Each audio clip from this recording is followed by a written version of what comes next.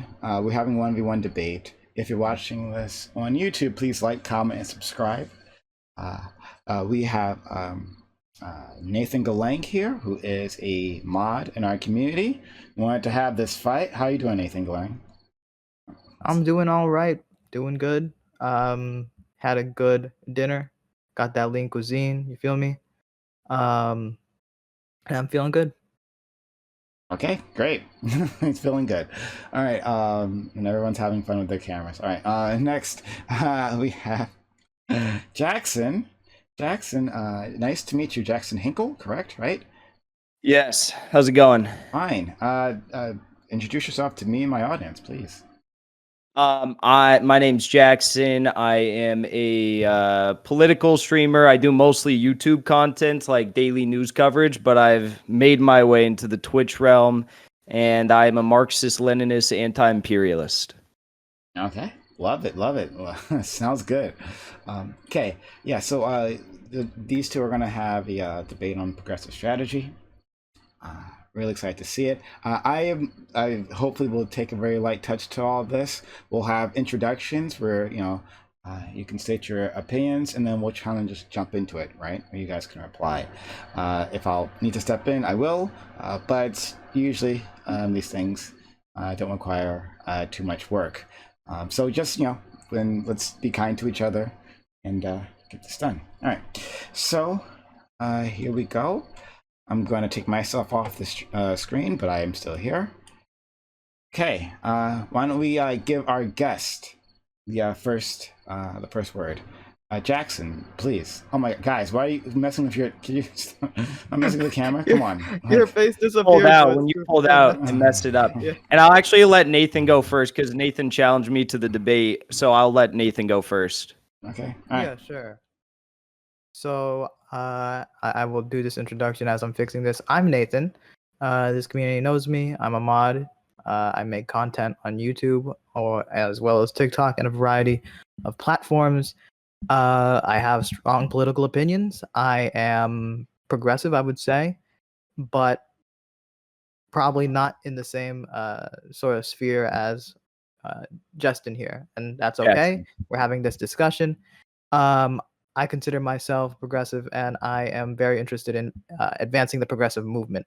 So we have big strategic differences, and that's what's going to be the topic of this discussion. Okay.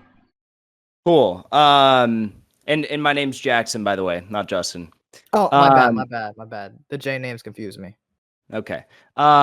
So yeah, I mean, I'm curious to hear more about what because you came to me and said that you had disagreements with me on my preferred progressive strategy. So my preferred progressive strategy, essentially, as someone who used to be a democratic reformist, and I no longer consider myself to be a democratic reformist. I support the idea of third parties.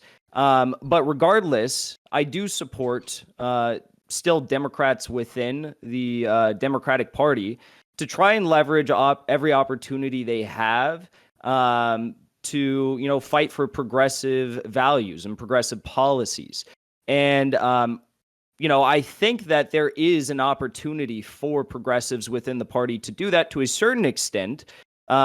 I think third parties are a much more viable course to actually achieving this, because every single attempt at democratic reformism to achieve broad progressive victories has failed in the past.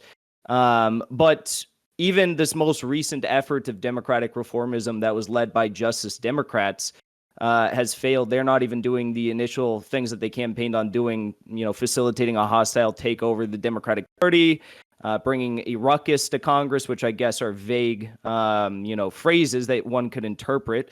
But I think most of their former supporters would consider that they're not doing those things. But I am curious. So when you came to me and you said you want to have a debate about progressive strategy, first of all, I would imagine you're talking about in Congress. And second of all, I'd imagine you were talking about like mainly Justice Democrats, like those sorts of progressives. Is there any chance that you wanted to have a debate about like the Congressional Progressive Caucus and what they're doing, or is it mostly about Justice Democrats? Mainly Justice Dems, people within the new folks, because Okay. the progressive caucus is a bit of a mixed bag at times because there's just so many people in it. But yeah, I mean, I definitely have disagreements on third parties. For example, I think that many of the third party attempts sort of doom their supporters to a consistent failure. Take, for instance, the Green Party. Been around for a long time. They have ballot access in many places, but they still don't have a member of Congress. And as far as I don't know any city council members that are within the Green Party. The People's Party, I'm unaware of any progress they've made to be electorally viable besides tweeting and maybe showing up to some outside events, but again, unaware if they have ballot access.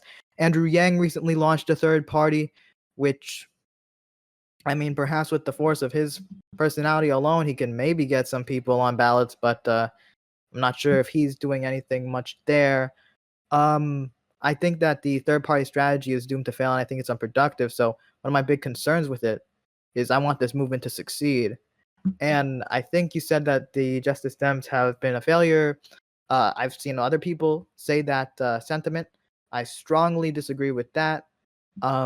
Things like the current discussion on infrastructure and human infrastructure are showing that they are working and working hard, and they are shifting this discussion significantly less. And here's an area I think we would disagree in. I think that uh, the Biden administration is showing, from the Democratic primary to now, that the whole discussion, the whole Overton window, is moving more towards the left, and we're able to discuss progressive policies in a much more serious manner than when we were in the 2000s, for instance.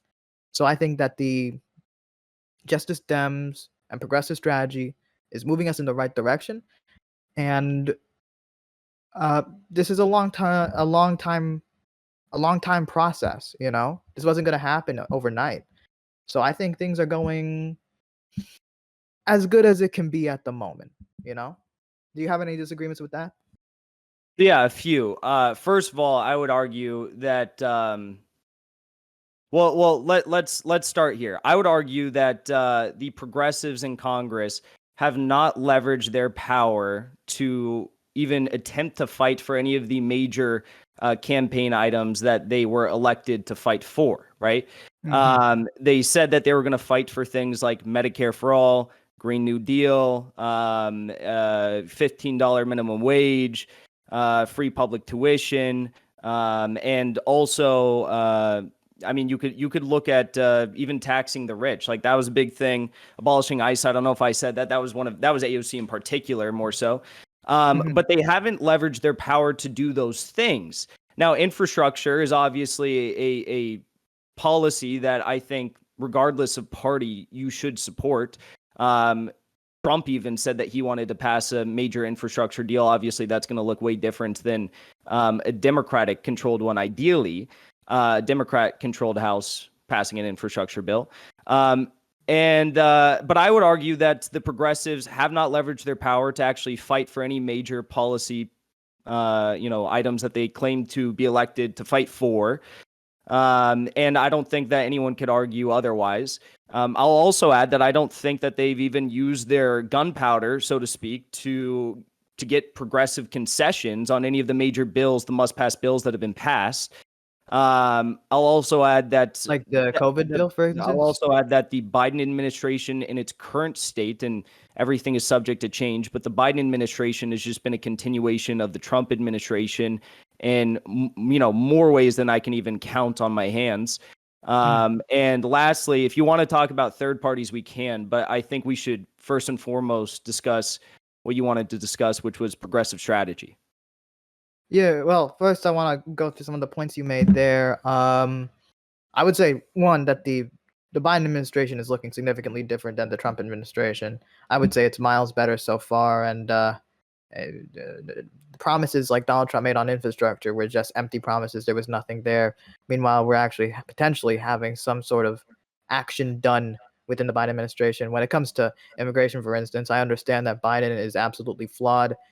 Yesterday, we were having a discussion on the stream about He's immigration. worse. We had that conversation. No, he's not worse, my dude.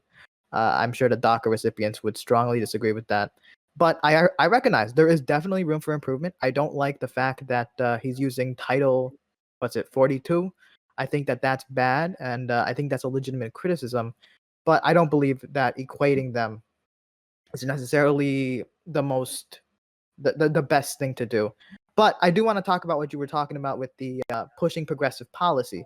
So we can probably focus on Medicare for all, since that's probably been the discussion for like the last year, forced to vote. So are you a supporter of, well, I don't even need to really ask this. I'm sure I already know the answer, but you like forced to vote, I assume, right? Yes. So why exactly do you feel like that is a strategy that's doable in the world, with the situation we have? What do you think could have came out of that? Because I think it would have been very bad, but I can elaborate on that. But I want to know why you support it necessarily. I'll explain that. But again, you're the one who came to a debate saying that you favor the current progressive strategy, which has bared no fruit for progressives. So I would be curious to hear your stance on why, the incrementalist approach is going to bear successes, even though we have all the historical precedent in the world to show that it won't. But yes, I think force the vote would have been a better, far better model of pushing for progressive priorities than incrementalist politics, because there is historical precedent to back this up. Anytime we've had a major progressive victory in American history, be it labor laws, be it minimum wage, be it regulation, be it antitrust laws, be it you can make the argument against like environmental regulation. A lot of that has been done from the top on down, but you look at a lot of these policies, and mainly and foremost, women's suffrage. These have been achieved through very, very, very hardcore grassroots organizing actions that have been supported by members of Congress and uplifted by members of Congress that have forced a discussion, a national debate that, once supported by a member of Congress, have almost instantaneously resulted in passing of legislation. Because once you reach a critical juncture in the halls of Congress where people are forced to take a vote, people are forced to put their careers on the line, people are forced to look their own constituents in the face and tell them what they did or did not do, situations change. And to back that up with the precedent of women's suffrage, and this will be the last thing I say here, women's suffrage was a decades-long campaign, as has Medicare for All been. I mean, you could make the argument that even back during Bobby Kennedy's presidential run, he was someone who was supporting single payer even way back then. But for women's suffrage, it was a decades-long campaign. There were massive organizing efforts all across the country, in state houses, even in local communities. And it wasn't until the first representative, who was a woman in Congress, and she was super base. Her name was Representative Raskin, I believe. Jeanette Raskin, I think. She was elected first woman in Congress, and she went there on two major policy goals, one being anti-war politics, the other being, achieving women's suffrage.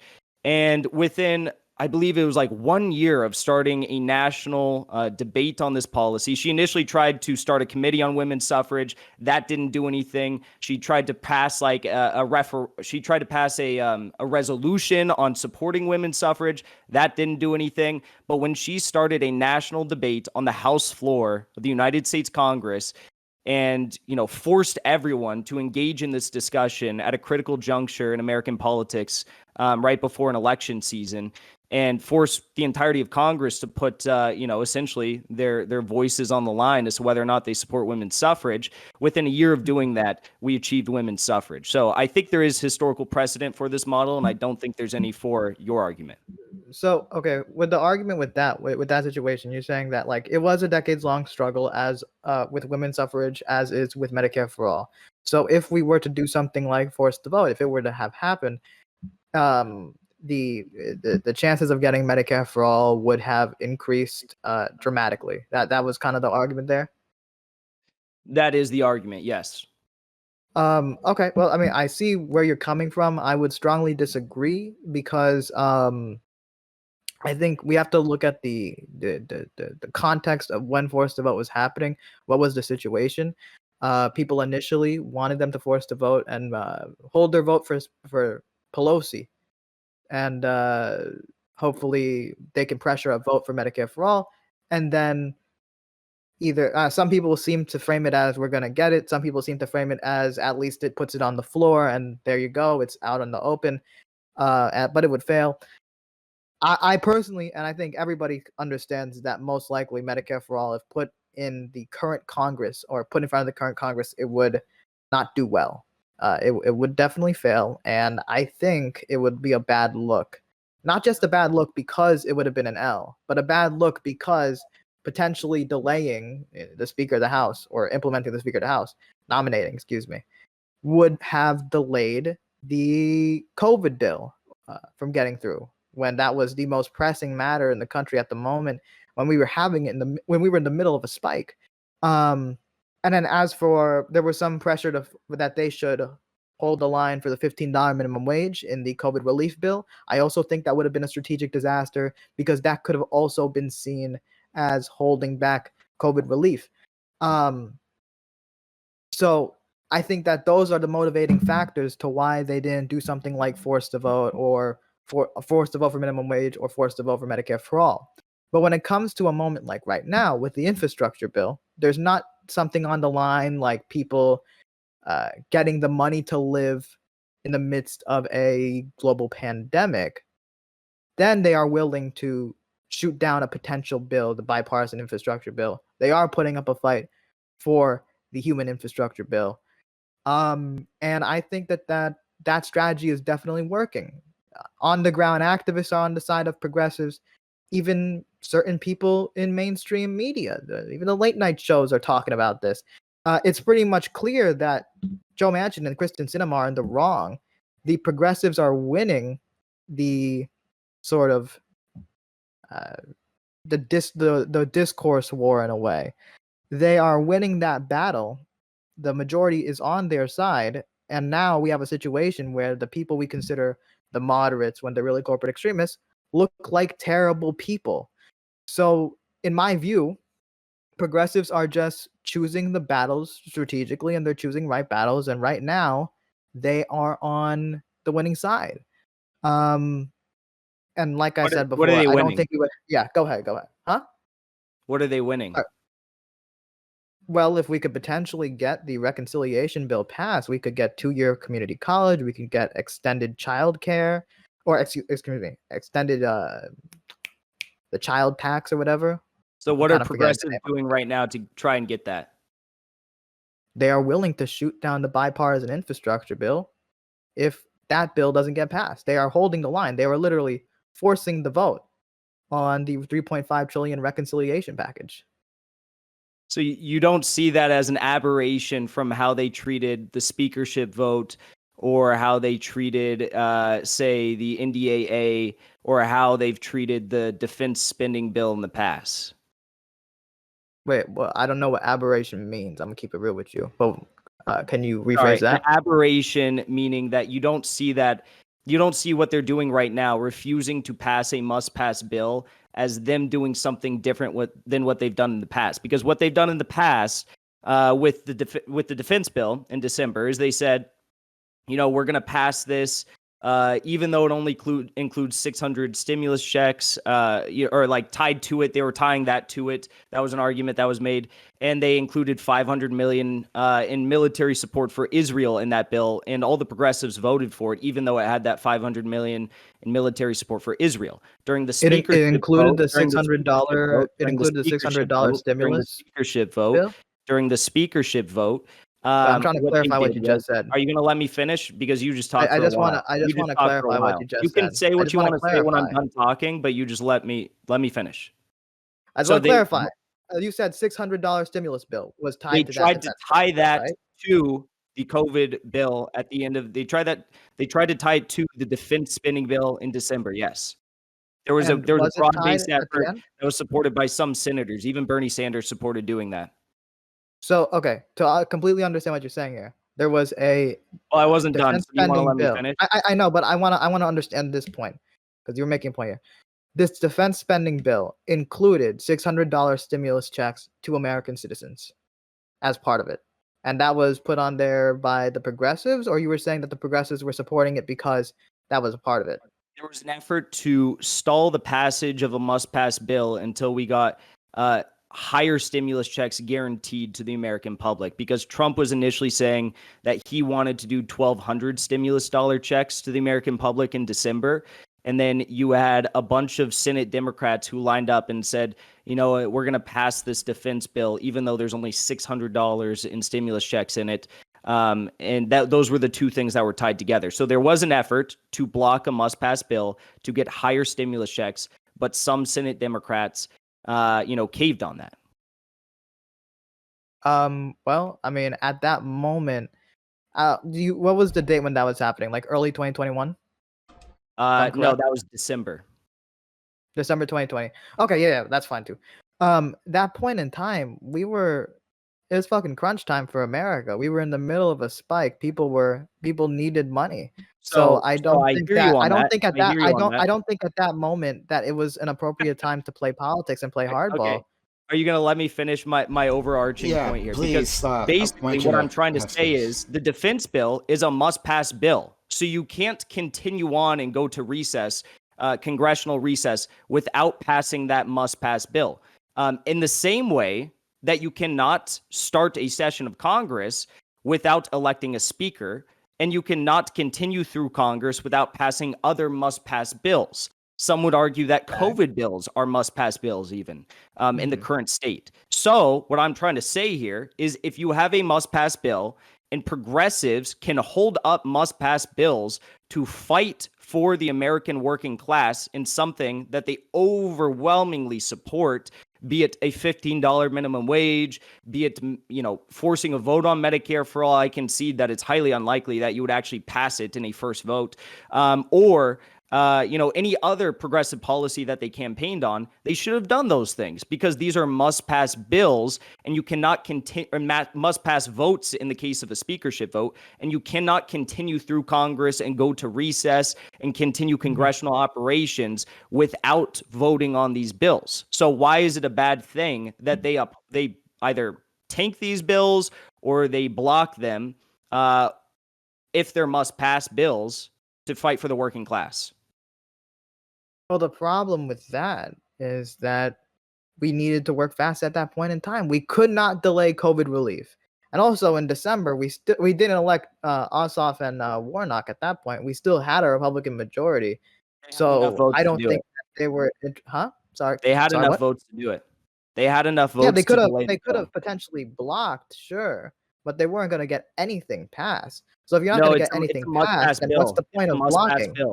It's a must-pass bill. So I know. Well, they were going to pass something. It was just going to be delayed, right? That's what you're saying.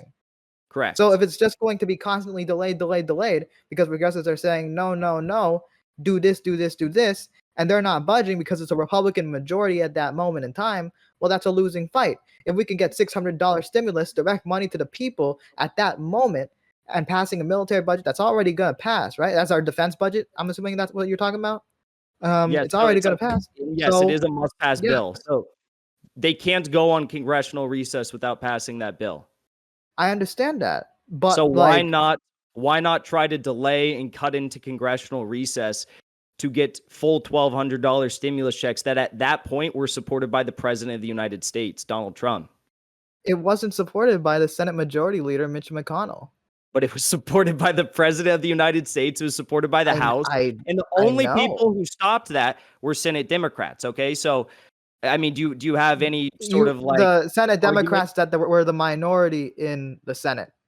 But it was Senate Democrats who gave Republicans the last votes to pass the military bill without a $1,200 stimulus check. They caved. So once again, if they had delayed, and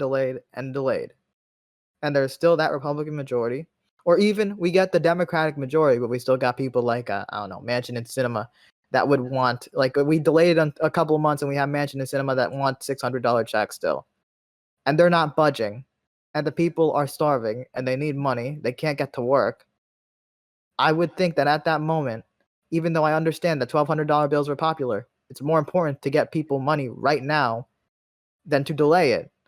So you for wouldn't political rather purposes. wait like a week into congressional recess to get full $1,200? Well, you're acting like they would be budged in a week. Do I you mean, really they think could that have. Mitch McConnell Senate was going to Democrats budge in a chose week? to side with Republicans. Sure, but do you think that Mitch McConnell was going to change his position in a week or in a month? Mitch McConnell is soulless, dude. I Yes, think I he was do going to think keep that. that I do position. think that because the president of the United States, the entire House, and the majority actually of Senate Democrats supported this measure. So yes, I do think that would have happened. But moving on fascinating. to Yeah, another sure. must-pass vote, the speakership vote. What do you think? Okay, first of all, I'm just curious. If you were in Congress, would you have if you could have selected anyone in the United States? Actually, I think for a speakership vote, you can elect anyone. I don't even know if they have to be in Congress. But say you had the pickings of everyone in the Senate and in the House. Would you have chosen, based on your ideology, would you have chosen to vote for Nancy Pelosi as Speaker of the House? So would Nancy Pelosi be my ideal? No, absolutely not. My ideal would have been someone like a Barbara Lee, you know. But Okay. at that moment in time, the options that if you were a congressperson, you were given to have a Speaker of the House was either Nancy Pelosi, a blue dog Democrat, or Republicans. If forced to vote were to have gone out, what I imagine is that there would have been, okay, we're holding our vote. This first vote doesn't go to Nancy Pelosi, but no one has a majority, so nobody becomes Speaker of the House. We're gonna have to do another one, and then we have to do another one, and then we have to do another one, and we have to do another one. So we could either get a vote on Medicare for all, have the media going after us, and they always go after us, but they'll have a lot more to go after us, saying this delaying of Speaker Pelosi's appointment is slowing down COVID relief. That would be horrible, a horrible look for progressives. And if that in that moment where that narrative was already set up, and then we have the Medicare for all vote, and then we lose, then the narrative becomes not only were they wasting our time for someone that was eventually going to become speaker, but they were wasting our time for something that didn't even pass. So I think that would have just been a useless expense of political capital which they're using right now to ensure that we have investment in our social programs and direct investment in human beings.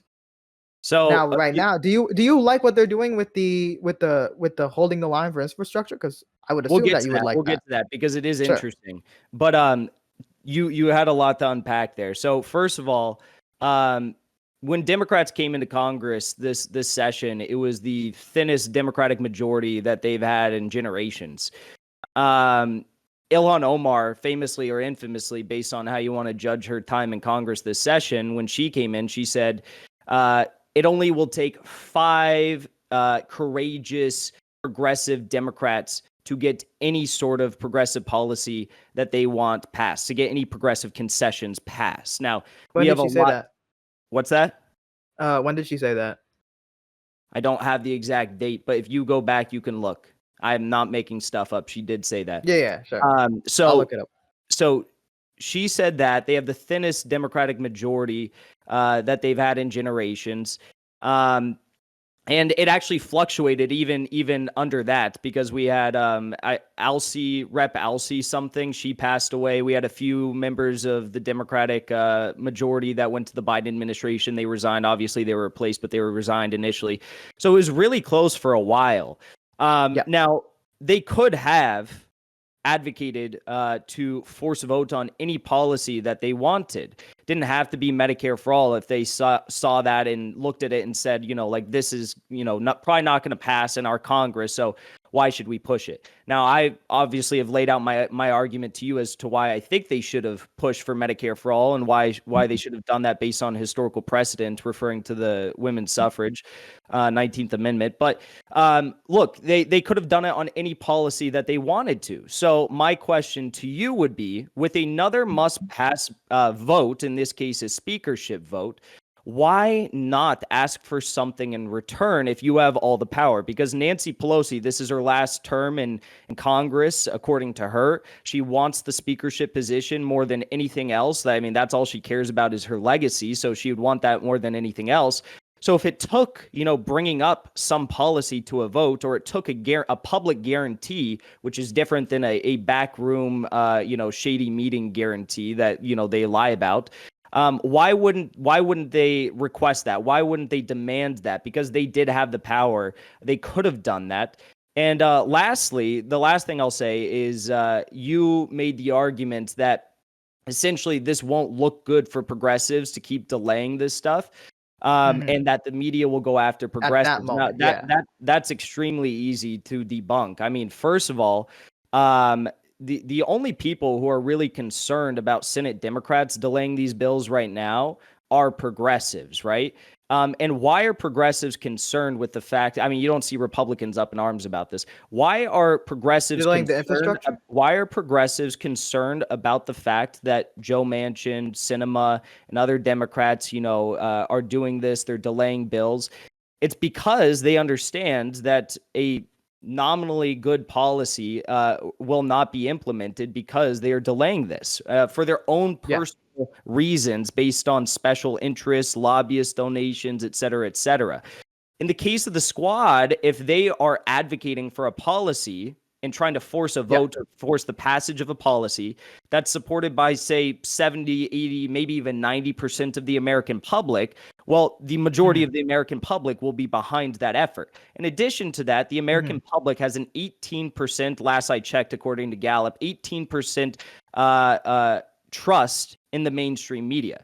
So if the mainstream media goes after progressives for fighting for progressive values that are supported by the overwhelming majority of this country, I think the overwhelming majority of this country is probably going to be pleased with what progressives are doing, not to mention that regardless of any of that, that is what they were elected to do. That's what they campaigned on doing. They said they were going to do these things. So based on whether or not you think that's a good strategy or not, and you've already conceded that it is a good strategy because you like what they're doing right now with the current infrastructure bill, that's not concession about over the fact that they campaigned on doing these things and now they're not doing these things. Yeah, so I wouldn't call that a concession at all. I still stand by the idea that forced a vote on Medicare for all for using Nancy Pelosi's speakership back in December 2020 in the midst of a COVID spike would have been a very bad idea. I think that That's different. That's different. I know. Because when you were, I'm perfectly fine. I'm perfectly fine. No, this is very important for like the remainder of this debate. Because when you were chatting with me on Discord before we started debating, you said that you supported progressive strategy going all the way back even to, I believe it was, you said like late 2019 or something. Is that what you said on Discord? No. What I said on Discord was that I just wanted to emphasize, because when I was sending you that message, that I supported what progressives were doing around the forces of vote point in time, because that was a very contentious point in time for the online left. That just simply means I'm just aligned with progressives for like the last 5 years. Cool. So point still stands. If you think that Medicare for all is doomed for failure, then why do you not think, and I would like you to, I know I put a lot out there, but I was responding to the things you said, but I would like you to explain to me why you think they shouldn't have forced a vote or forced the passage or the public guarantee of a different policy. Sure. So the reason I don't think that they should have forced a vote on any specific policy in the moment where Nancy Pelosi was getting the speakership in late 2020, or when we were passing the COVID bill in early 2021, was because we need a speaker at that moment to get bills like COVID relief passed. And then, as for late or early 2021, we need the COVID relief passed. And don't you think we need a $15 minimum wage? Yes, but we weren't going you think to we need get it. Student loan debt cancellation? Yes, but how would we have gotten it? Any number of the other progressive policies that they ran on? Yeah, this is not a concession on these issues. I think it's just it wouldn't have worked an attempt to try to get those things passed at that point in time, because people needed their COVID relief. People needed it right there at that moment. People needed the child tax credit as soon as possible. So at that So you moment in think time, that it a would not small have been fraction responsible. It would not have been responsible, and we would not have had the public support for forcing the vote on one specific issue at a time. Like if we forced the vote for Medicare for all, that wouldn't have been a popular move because we would be delaying the process to get COVID relief. If we forced the vote on the interesting. $15 minimum That's wage, it wouldn't interesting. have been getting the popular mandate. The No, that's reason really why interesting. the reason why the human infrastructure bill right now, the 3.5 reconciliation bill right now is getting support, it's not even just progressives that are mad at Cinema and Manchin. Like I mentioned before, it's essentially the entire Democratic Party, including the Arizona State Democratic Party, which is going to primary a Cinema potentially over this, including the Late Show hosts are talking about this in their huge mainstream media with their huge mainstream media presence and joking on Manchin and Cinema. They're literally pushing the progressive line.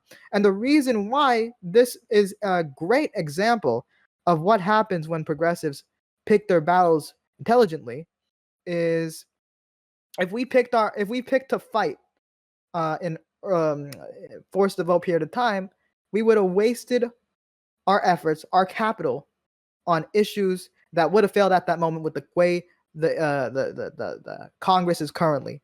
But with this, with the 3.5 reconciliation, we could be seeing multiple issues get done, multiple solutions be pushed.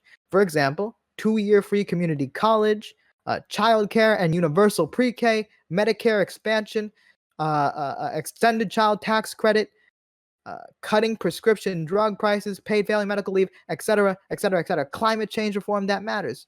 This is a So lot of things being put in yeah. this bill in a moment where the people are not currently demanding COVID relief or in the most of desperate need for COVID relief right now. So yes, we can play politics right now. We can play hardball and we can prevent the bipartisan infrastructure bill from being done because we're in the right moment in time. We don't have the things that that late 2020, early 2021 was putting on us that would have made forcing the vote on those issues risky. So two things. First of all, the COVID bill was still delayed a lot. It was delayed way past when the Biden administration was saying publicly they wanted to pass it. So it was It still wasn't delayed. delayed by progressives though. It That's was the thing. still delayed though, and we And didn't even get it would a have gone stimulus way check more that was delayed if we guaranteed. followed your instructions. It was still delayed, and we still didn't even get a full stimulus check. Other thing about that is progressives, they didn't We leverage got any child of their tax credit. power That's for pretty a must. significant. Are you going to fucking let me talk, or do you gonna keep interrupting me? Just let me talk. Feel free, my dude. Progressives didn't leverage any of their power for a must-pass bill. The infrastructure bill, the Biden administration, I would imagine, considers it a must-pass bill. But the overwhelming majority of Congress sees it as a political pawn. They don't see it as a must-pass bill. They'd like to pass it, but it's not going to have the same political ramifications for their own future elections as would a COVID bill have if they chose not to pass that, or as would a defense bill or a speakership vote, which, regardless of what they want, are must-pass votes. So that's the key difference there. But the other thing is, earlier on in this conversation, you literally said that progressives are the ones who are forcing a vote on this bill that includes a lot of progressive concessions in it. So what you were just explaining to me is that progressives here are withholding their support on the passage of a separate bill so they could get progressive concessions in a bill that they want, okay? And in doing so, they're not being attacked for that because they are fighting on behalf of the working class of this country, which is the preferred model of someone who supported forced vote. That's the same exact idea. And in fact, the only people who are being attacked in the media, even the mainstream media right now, are the conservative Democrats who are trying to serve their corporate and special interest backers who don't want to see this bill passed. So literally, this is playing out exactly, I'd say, No. a watered down It's not. It wouldn't. It's very version different. of It's what very we different saw situation. It's with a very forced different vote, situation. what we could have seen happen with the defense bill back in December. And progressives aren't even being attacked because they're fighting for the working class, whereas the conservatives are being attacked. So, and last thing I'm going to say here. You bring up the point, and it's a good point. You bring up the point that if you have progressives who refuse to pass a bill, or refuse to pass a must-pass bill, I should say, or they refuse to take a vote that will end a must-pass vote, like in the case of a speakership, that essentially this stuff is just going to be delayed and it's going to go on and on and on and on.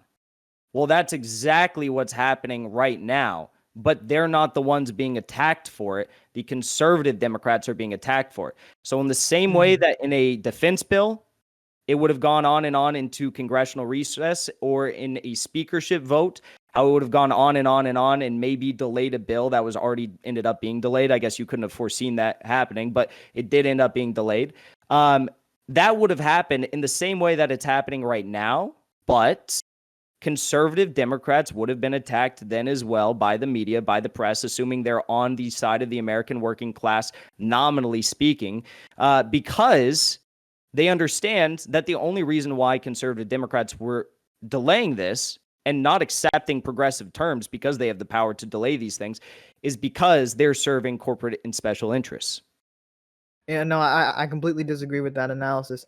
The reason why there is not attacks on progressives right now is not simply because we're pushing one popular policy or anything like that. We're pushing a ton of top popular policies. Add on to that these policies align with the promises made by the Biden administration. Add on to that the Biden administration minimum wage not align with the Biden administration's promises. No, wait. Does that not align?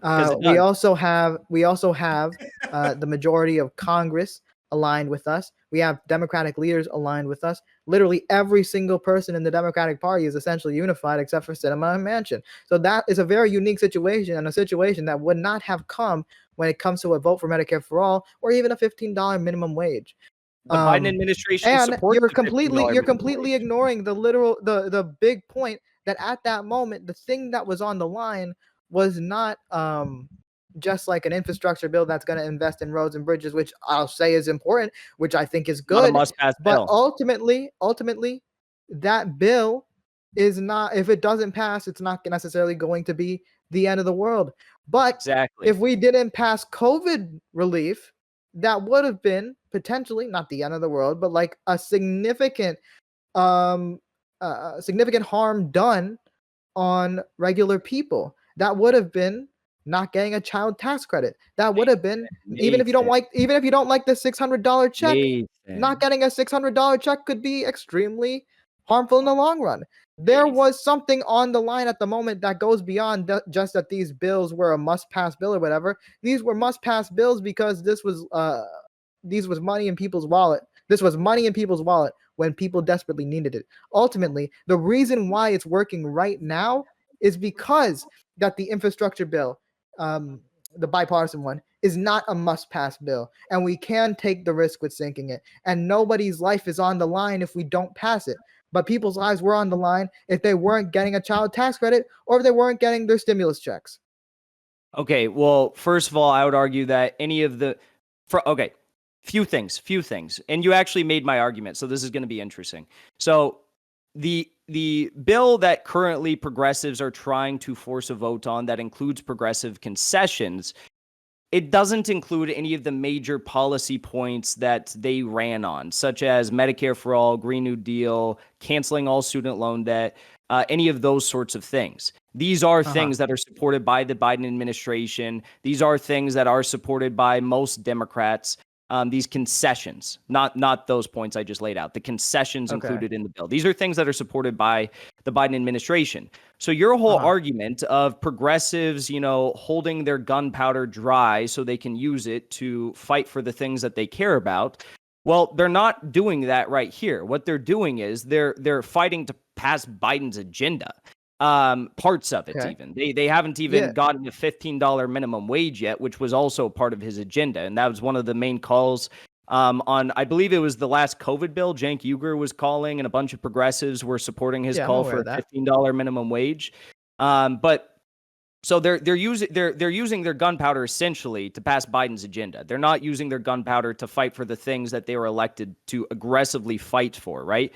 Now, the second thing here is that I think you have a fundamental misunderstanding of what a must-pass bill is. So could I you think I understand it. Yeah. quickly, briefly, provide a definition for what a must-pass bill is? I don't have the definition, the official In definition your right own in front words. of me, I but don't care if it's specific. Just in your own based on words. based on this conversation so far, it's a bill that has to be done. Otherwise, Congress can't go to recess. It's like the main priority. They have to do it. They have to get it passed, or nothing gets done. Essentially.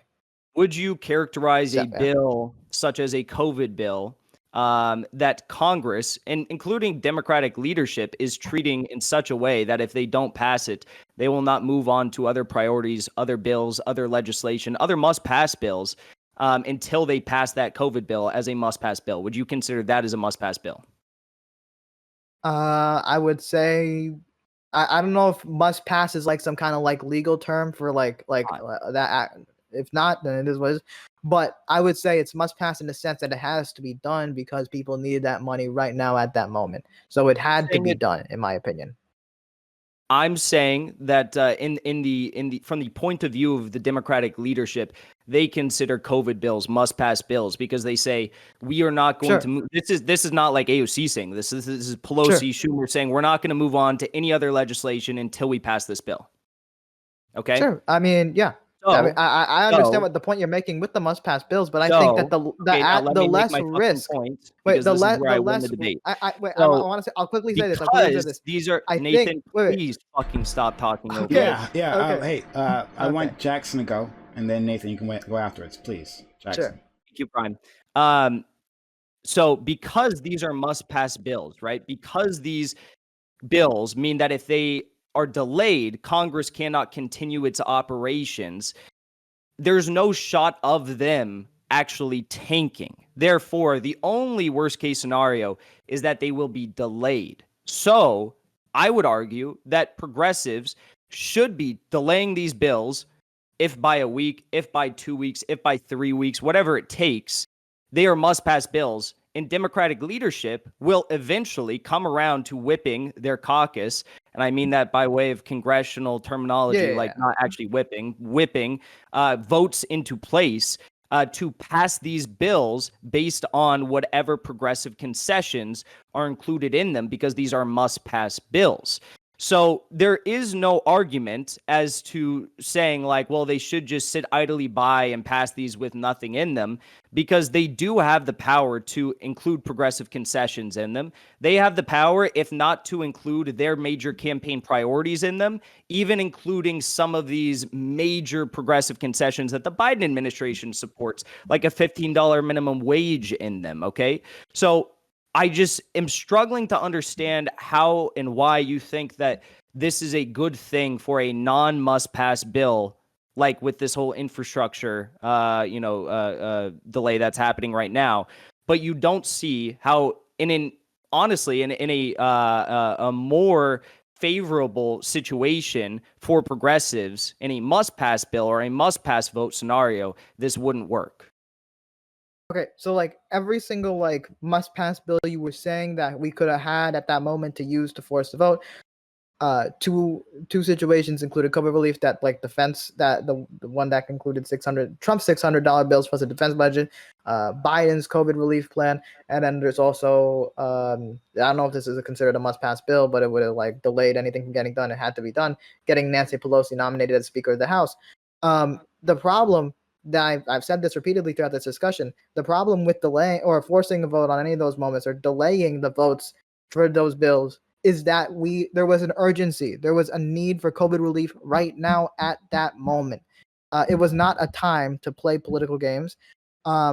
It just wasn't the time. And it wasn't the time to force things that like a vote for Medicare for all that would eventually make Medicare for all, or that would fail it in the House of Congress. It's just in the House floor, excuse me. It would just look bad. We would be delaying COVID relief, and we would be taking a major L, a 1-2 combination. That's not a good look. But the reason why I think it's a good moment right now at this moment to use the the bipartisan infrastructure bill, something that isn't a must-pass bill, as leverage to hold it hostage, essentially. I think that that's wise because there isn't that urgency to necessarily get it done, or else people are not going to get the $600 paycheck they need in their stimulus package. You know what I'm saying? Not people aren't going to get their child tax credit. In fact, the only thing that could potentially be stopping people from getting a child tax credit would be the actions of Cinema and Manchin. So we're fighting for that. But there's less of a urgency. I think that the urgency of late 2020 and early 2021 made it politically bad and strategically wrong to play politics at that moment. And I think it would have gave us a million times more bad press. I don't think we would have been seeing what we're seeing right now with people in the mainstream media, people on the ground, all aligned and working together. We wouldn't have seen that at that moment because people would be saying, why are progressives holding up COVID relief?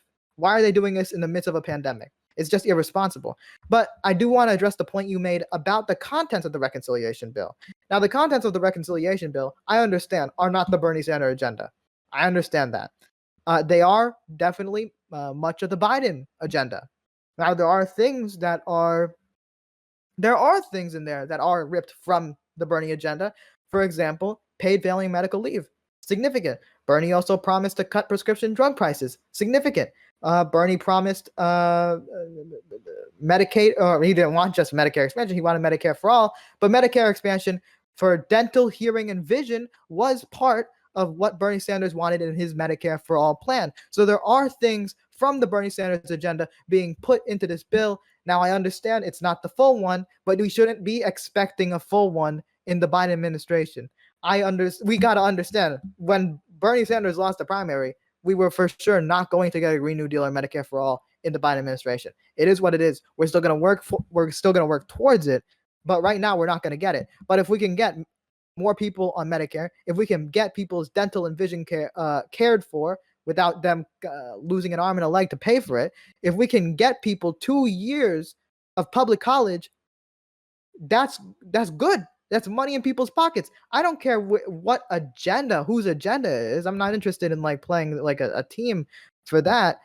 I'm interested in things that will realistically or right now, right at this moment, improve the lives and conditions of people. And this reconciliation bill is doing it, or would do it.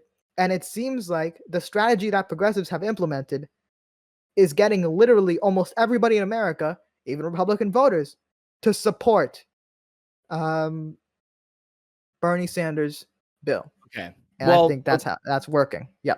So first of all, because progressives in Congress and in the Democratic Party are absolute spineless, feckless hacks, they're not even holding true to what they said they were going to do with this whole infrastructure bill debate. Right now, they're already conceding on I believe it was the prescription drug costs. They're saying that they're going to be cutting that. I think I saw an article in the Washington Post today about that. But so there's a debate as to whether or not that's going to be cut, and who knows what else is going to be cut, because you have these Senate Democrats who have dictated, and not just Senate Democrats that are conservative, but also House conservative Democrats and the Democratic leadership, which is conservative, who have essentially won every single must-pass bill debate thus far throughout this session of Congress.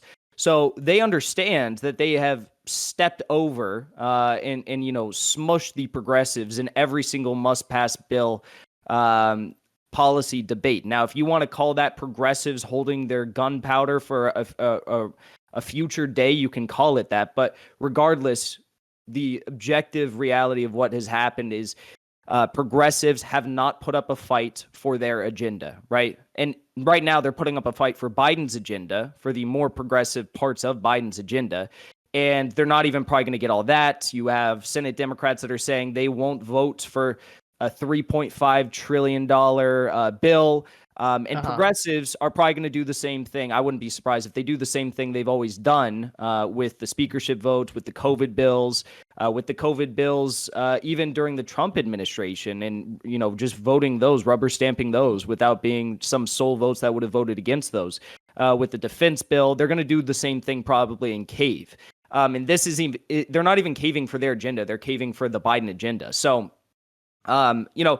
your main argument, I guess, and we can keep talking in circles about this to the end of time, but your main argument is they shouldn't force a vote on must-pass bills when they have all the power in the world during a must-pass vote or must-pass bill to fight for their agenda because it will look bad. I've argued that I don't think it will look bad because in the same way that they are not getting any sort of criticism right now, they're actually getting praise for fighting for Biden's agenda.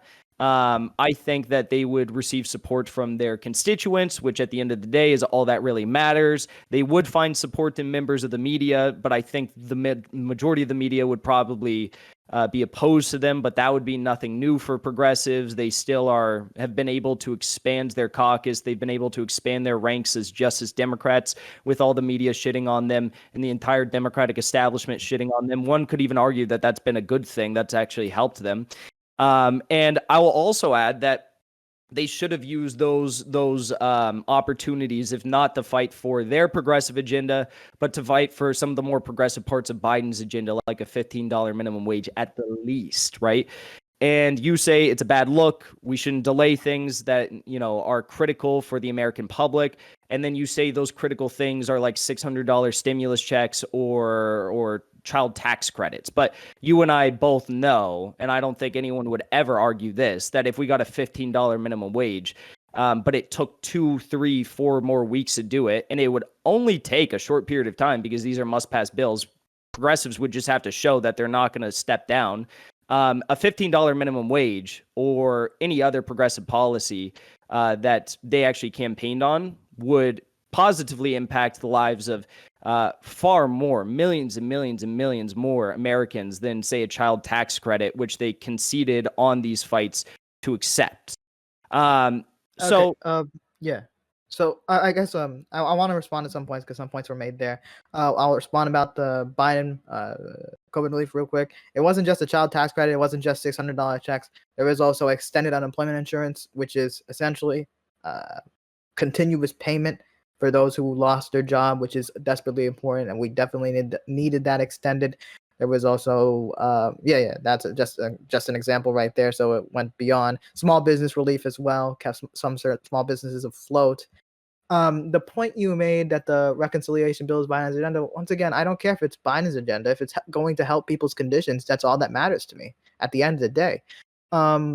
It could, if we want to stamp or brand it as this is Biden's Build Back Better plan, and we're going to be giving people 2 years of community college, and we're going to be expanding Medicare to literally, in a certain level, what Bernie Sanders promised, besides getting full Medicare for all, but expanding dental, vision, and such. That's a big W. And also, when it comes to concessions, the caving, I haven't really seen anything about progressives caving or anything like that. I had a feel, everybody seemed to have a sense that it wasn't going to be 3.5 trillion by the end of it. Of course, progressives have to go on the media and stay strong to that. But even if you look at someone like a Kyle Kulinski, he was saying, yeah, it's a lot of good progressive priorities, but it's going to get watered down a bit. But we should recognize that having one of the things in this bill is going to be a win and going to be a direct improvement on people's lives.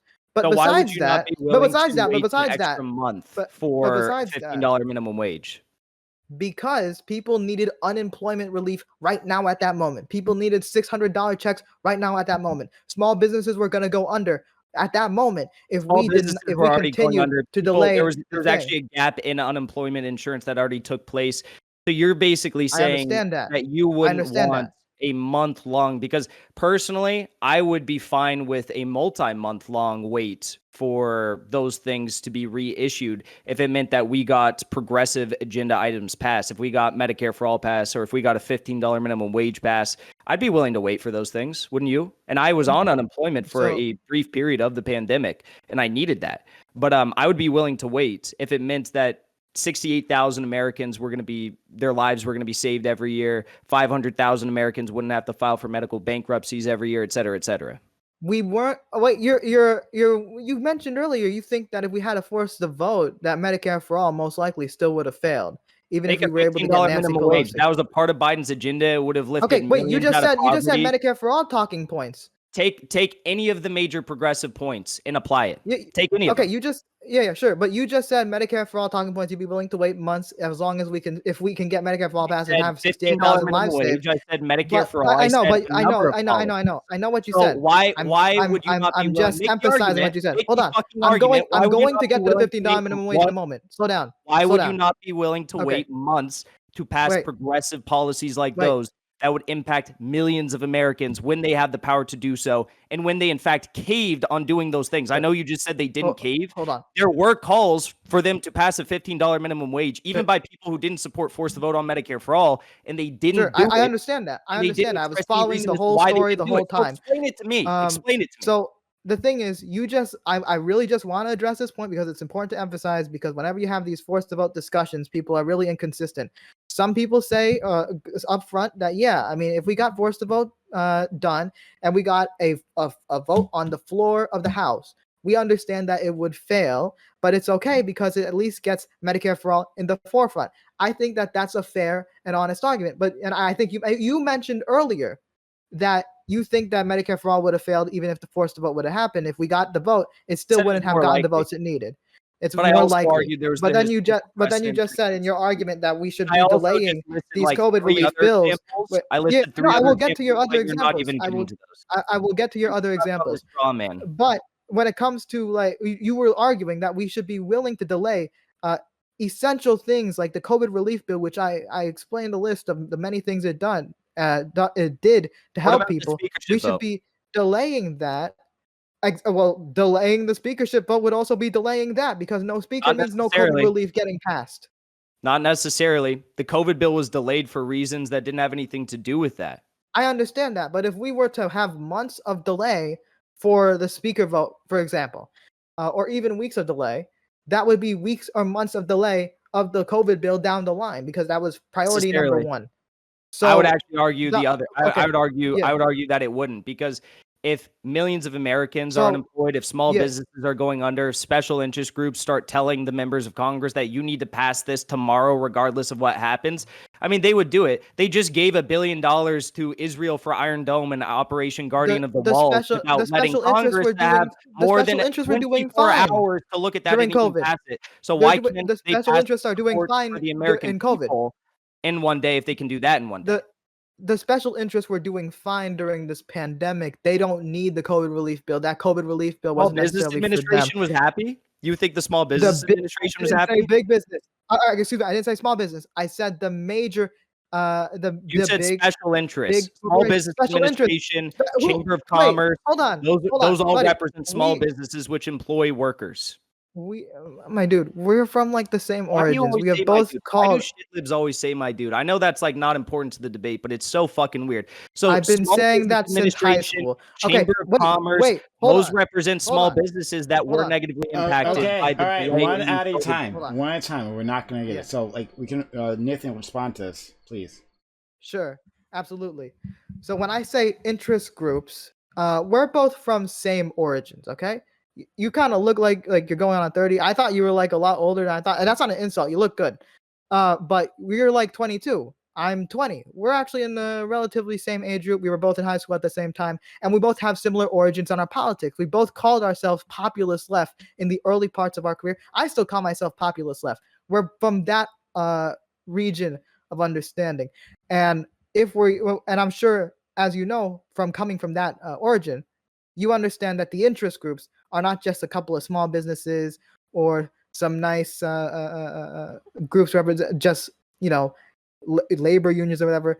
The groups with the power are the ones that get like the oil companies or big pharma, et cetera, et cetera, et cetera. These groups are doing fine during the pandemic. Okay, these are the groups that the politicians respond to.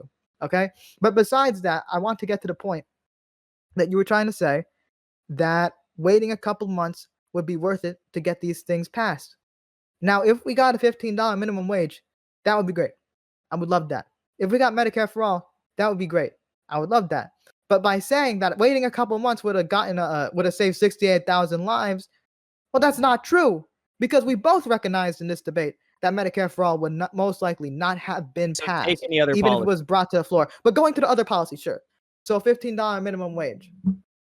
So if we're in a situation where progressives are delaying the vote, not just for like a week, not just for a couple weeks, but for months, and then Joe Manchin continues not to budge, and a majority of the Democratic Party leadership is more siding with Manchin, and the media is siding with Manchin, but we have the ability to delay the vote, and the narrative then is that we are preventing COVID relief from happening because we want to push this policy. Now, I care deeply about a $15 minimum wage, but right there at that moment was not the time to play hardball, to play politics. I think it And was. you said that you were the big difference between our positions here is you're willing to wait months on months on months to get these things passed.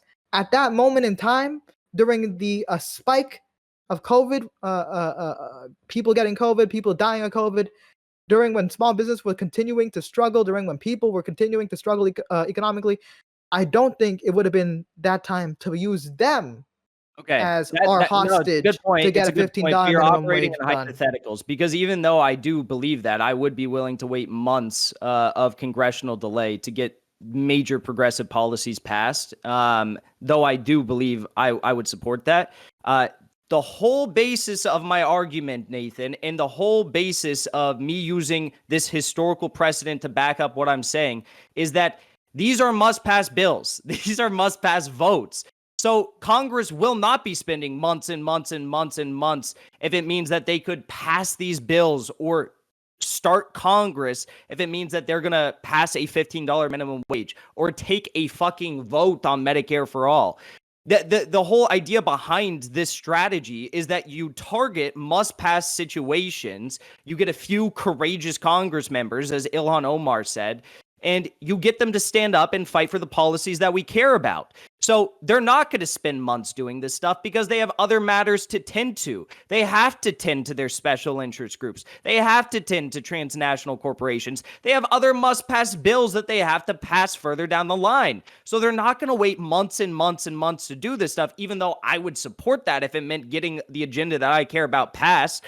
But they're not going to do that. You are engaging in hypotheticals. They're not going to do that. If they have to be there throughout their recess, they're not going to, they're going to say, fuck it, let's just pass the bill with the $100 stimulus check. If they have to sit out there night after night after night and take vote after vote after vote on speakership elections, they're not going to do that for months. They are going to pass these policies because they're must-pass policies.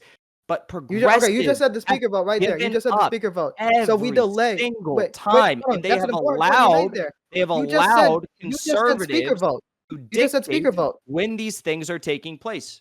If we were delaying the speaker vote, and then they're like, okay, we will allow you to have a Medicare for all bill put on the floor. Then once again, the story is 1, progressives are delaying COVID relief. 2, progressives are wasting our time for COVID relief. 3, progressives are now wasting our time with a bill that failed. And 4, at the end of the day, Nancy Pelosi is still going to be speaker. So you just went engaging in a hypothetical. If you want to believe that's how it would be interpreted, if that's how you want to interpret it, then you can interpret it that way. We can engage in hypotheticals. We have to look into hypotheticals because we have to plan. We're talking about strategy based right on now. how progressives are being treated right now, just fighting for Biden's agenda, which isn't supported as much as the overwhelming majority of Americans that support Medicare for all. They would have supported the progressives in their plight to get a vote on Medicare for all. You're also engaging in a hypothetical when you say that it wouldn't have passed. It's unlikely that it would have passed, but given historical precedent, it would 100% would not have passed. It is possible that it would have passed. So you're engaging in two hypotheticals there. And regardless, Nathan, I don't give a fuck how the media treats progressives. I don't give a fuck what the working class thinks about these people. They campaigned on doing these things, so they should be doing these things because we know that incrementalism is a failed strategy. Nathan, I have one question for you. Sure. I feel like we've been talking in circles, so I don't know how much longer you want to talk, if you want to address anything else regarding this, but I have one question for you. If progressives never put up a fight for the major policy items that they want, they never put up a fight for a massive Green New Deal or climate action bill, whatever you want to call it, if they don't put up a fight for Medicare for all, if they don't put up a fight for student loan debt cancellation, if they don't even put up a fight for a $15 minimum wage, which is something that Biden has said he supported, if they don't put up a fight for ending the wars, any of these things, right? Do you honestly believe that Nancy Pelosi and Chuck Schumer and Joe Biden are, by the good graces of their, of their benign politics, just going to give us these things? Or do you think we have to be willing to fight for these things? Because this was the entire idea behind the Justice Democrats. Sure. They wanted to copy the Tea Party Republicans who formed essentially a caucus and were a thorn in the side of the Republican leadership until they forced Boehner out of office, out of the speakership office, and they were able to dictate what they wanted to do within their caucus to a certain extent. So my question is, if not by these strategies that they professed to support when they were starting the Justice Democrats and they've since abandoned for incrementalist politics, tell me how you think they're going to get these things. Okay, sure. So let me try to address those points that you just made. I'll start with the Tea Party reference. I understand that some people involved in Justice Democrats had the idea of trying to create a left-wing Tea Party, but that was completely unrealistic. The Tea Party is an AstroTurf group. They were funded by Republican billionaires. Frankly, they aren't even anti-establishment. No. They had amazing funding, and the moment that the Tea Party was elected, they already had over 100 members in their first fucking election cycle in the House of Representatives. Why? Because they were not actual, genuine anti-establishment fighters. Why wouldn't it work in the Democratic Party? Because you know how much Justice Democrats were elected on their first election cycle? Democrats you need to force a vote on a policy? So I don't know how you're going to compare Nathan, a group of 7 in Congress to a group of 100. Are you going to answer it? Hold on. Are you going to answer the question? I have to address by your points before I answer your question. You only need I have to go through your points before I go to your question. I have to go through your points. So I don't know if anybody was expecting a Green New Deal and Medicare for all to be passed in the Biden administration. I know for a fact that I was not expecting that. But I do think that there are moments where you can put up a fight, and in those moments you should not be using bills like the COVID relief bill, which people needed at that moment. That was an emergency. It was a crisis. We're in a global pandemic. There is no reasonable reason to delay such a bill. Okay, and that would look horrible. I care about wins. In our perspective, I understand you made the argument earlier that the mainstream media is unpopular and people don't trust them. But are you then arguing that the mainstream media has no influence on what people believe in just because they're broadly unpopular? No, I didn't say that. You're putting words in my mouth. But I would like you to answer the question. Sure. Give me your question now. Do you want me to repeat it because I already asked you? Yeah, sure. Ask me again. 100%. The question was, if progressives do not use must-pass bills to force a vote or attempt to fight for policies they care about, if they never ask for the policies that they are claiming to be campaigning on from Democratic leadership, if they never put up a fight for these things, they never ask for these things, how do you think they're going to achieve these things? Because you just said through other bills. I am perfectly fine. I am perfectly fine with progressives using must-pass bills as leverage, depending on the specific bill. But the bills that you were bringing up were specifically COVID relief bills, plus Nancy Pelosi getting speakership, and that also would have delayed COVID relief bills. Okay, no, this actually debunks your whole fucking dumb argument. So you just said you support. You said you support progressives forcing votes on must-pass bills, correct? I'm not putting words in your mouth. Sure, absolutely. Just not the must-pass bills in early 2021. Nathan. So I listed the defense bill and the speaker bill as two of my examples. I listed the defense bill and the speaker bill. Yeah, those specific things. Speaker bill. We need a speaker to make Congress function so we get COVID relief. The defense bill. You said, hold on. The speaker bill isn't a must-pass bill. It's a fucking vote for Speaker of the House. It's not a must-pass vote. Hold on, bro. It's not a must-pass vote. Hold on. Hold on. How is the Okay? speaker vote the must Hold pass up. vote? Hold up. Shut the fuck up. Okay. So the defense bill that you reference, Yes. literally, you in your claim said it included $600 checks to Americans, Said it was meaning that was tied. I money said they what tied that. Americans I said they needed. tied that to the defense bill. I didn't say it was Yes, a part of it. that makes it COVID relief. That makes it a part of COVID relief, and that makes it needed at that moment. That's something the people needed, so the Congress needed to deliver. And it would have been a bad What they were look to fighting for. potentially stop money That's what they were getting into fighting people's for. pockets. That's Yes, what they were that's what they were fighting for. They were trying to fight for the COVID relief to be $1,200 and tying it to the defense bill. That's exactly the argument that I'm trying to make but here. it was $600 at the end of the story. I understand that. I No, would want Trump it to be supported it more. $1,200. So the Okay, defense bill is a But the must-pass Republicans, bill. the Senate Republicans that ran Nathan, the Senate holy refused to shit. have it at 1,200, right? Nathan, the must-pass bill is Right? the defense bill. And the Am I speakership vote correct? is the must-pass situation in that Am I case. wrong?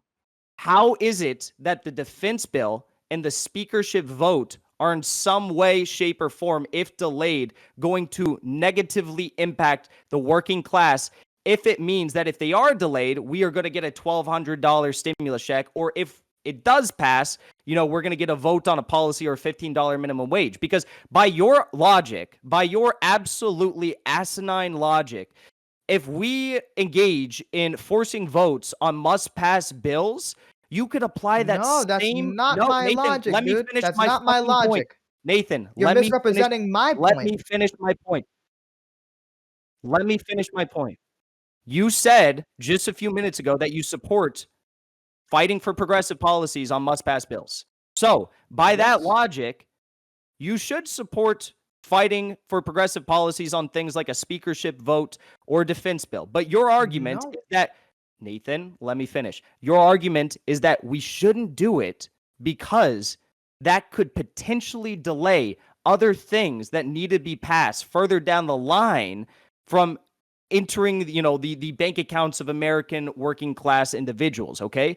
So by your logic, Nathan, any must-pass bill could potentially delay critical aid for the American working No. class further down the line in Congress, because there are many, many, many, many major bills that need to be passed every single session of Congress to prevent, say, a government shutdown, or to prevent any number of things that would be negative for the working class if they didn't pass. So by your logic, there are going to be negative ramifications for the American public if you ever delay a bill, which is why your argument is so silly, because Congress, Democratic leadership in particular, will not delay things past a certain point. They're not going to delay things 3-4 months. They are going to eventually have to do what progressives have chosen to do first every single time, and concede. If progressives stand true and they take the position of conservative Democrats or Democratic leadership, and they say, no, we're not going to back down this time, then the conservative Democrats will have to back down and concede. This is how this works, Nathan. Okay, so let's engage. I'm gonna try to make a simple hypothetical. I know you don't like them, but that's okay. We're gonna make something really simple. Must pass bills. I am perfectly fine with progressives using specific must pass bills as leverage for an agenda that helps people, policies that help people. Perfectly fine with that. In the specific cases that we were discussing, Speaker Pelosi getting nominated, the defense bill, which you said included a $600 stimulus check. Said it was tied to it. Yes, it was tied. Absolutely. Because they were trying to say, we're going to tank the defense bill unless you pass our $600 bill or a $1,200 bill. Yes. Okay. Which are two different things. That doesn't mean it's included within it. So I am perfectly. Is your argument with the defense bill that I'm trying to understand this? The progressives. Wait, no, I'm clarifying. Give me one Your bill argument. that we should force a vote on that you would support. Wait. Give me one bill you would support a forced vote on. Wait. Okay, I'm gonna give you that example. We're gonna go into hypothetical. I just want clarifications first. So the defense bill, are you saying that it was so COVID relief was ultimately tied to that bill. That bill got passed, and $600 got sent to Americans, right? Correct? I said that they were going to tank the defense bill If it it's did not meant. include $600. No, I said they were going to tank the defense bill if the Senate would not pass a $600 or $1,200 stimulus check. But ultimately, that was lowered to $600, if I'm correct. It was no, When it was it was- it when it already was it already passed? been no, it had already been approved as $600. Okay, so at the end of the day, it was $600 stimulus check was tied to that defense bill, No, it meaning was that not bill, tied to it. to a certain degree, was No, COVID relief. no, So it was $600 no, check, Nathan, so it was wasn't not as a tied to result it. of that bill. It wasn't tied to it. So that bill passed, and no $600 stimulus check was sent as a No. result of that bill being passed. No, Because it was maybe not I'm tied to it in the misunderstanding your sense argument that here. you are trying to portray. I'm going to try to explain this to you.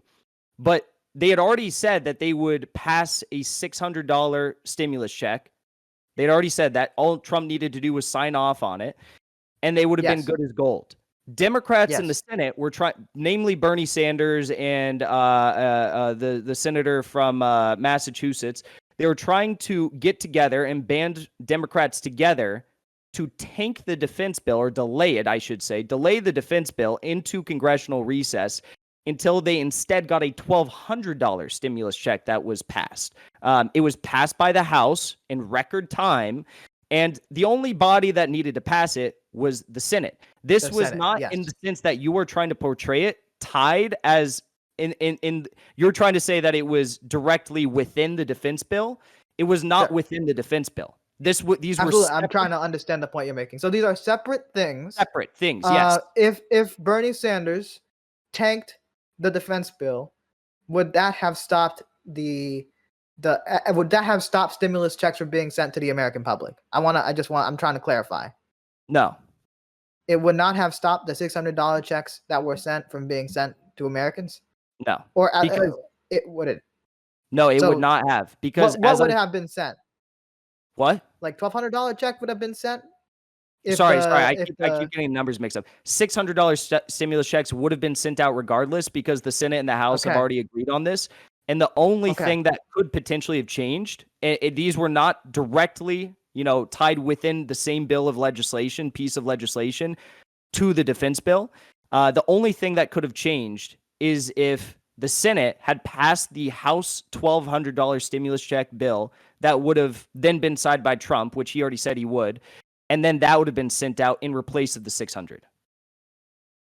So in that situation, so there was the Republican majority in the Senate. Mitch McConnell did not want $1,200 bills sent, or excuse me, $1,200 checks sent, and he was trying to have it be just the $600. And people like Bernie, and you said a senator from Massachusetts, were trying to make it $1,200, but then they switched their position, which ultimately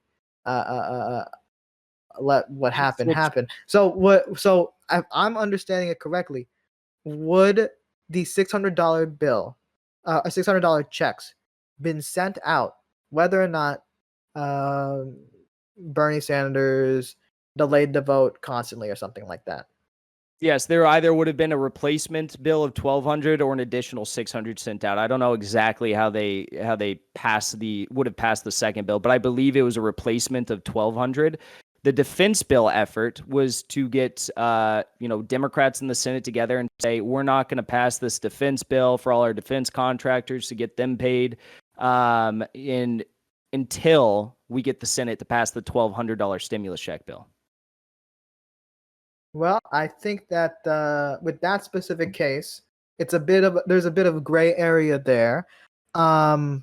Ultimately, what's the gray area?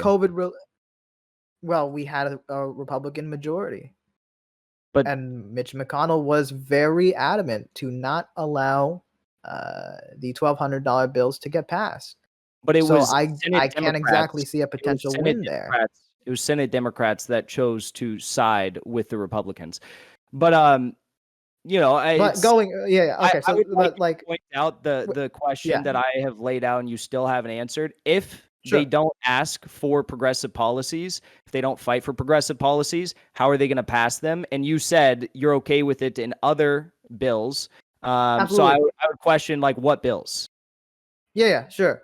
So I'll go through. So the problems I have with the three bills that we were been discussing this whole discussion is the potential that is tied with COVID relief, and I don't think that that should be used as leverage. But in a hypothetical situation The where defense we bill was had not tied to a COVID relief. It was not okay, within it. sure, We sure, just sure, sure, we sure, sure. just we just I'm said not that. We sure if just that's went the through case. that. I'm not Took sure like if that's the 5 case. minutes, but we went But if through it. that's the case, sure.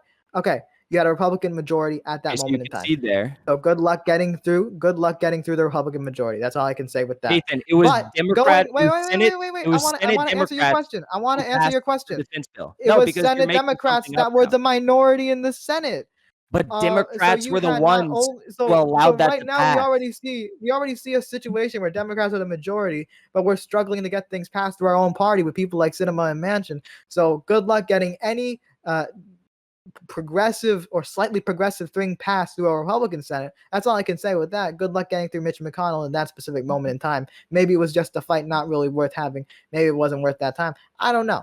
Maybe I'm wrong there. Maybe you're right there. Maybe you're wrong though, and maybe I'm right.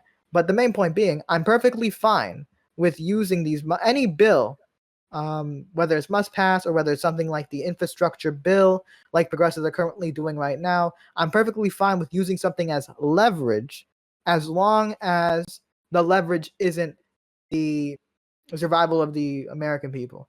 That's So not a must-pass bill, though, and those aren't. no. Look. If there was a must-pass bill that I felt did not use the American people as leverage, so let's just say there was in December 2021, there was another defense budget bill, and we're in a situation with a Democratic majority in the Senate. Progressives have a bit more leverage here. There is not any potential COVID relief on the line at all. Then sure, I am perfectly fine with using hardball tactics like progressives are currently using for the infrastructure bill with that kind of bill, a must-pass bill, as long as people are not on the line. Okay, so I'm sure we can agree on that, though, right?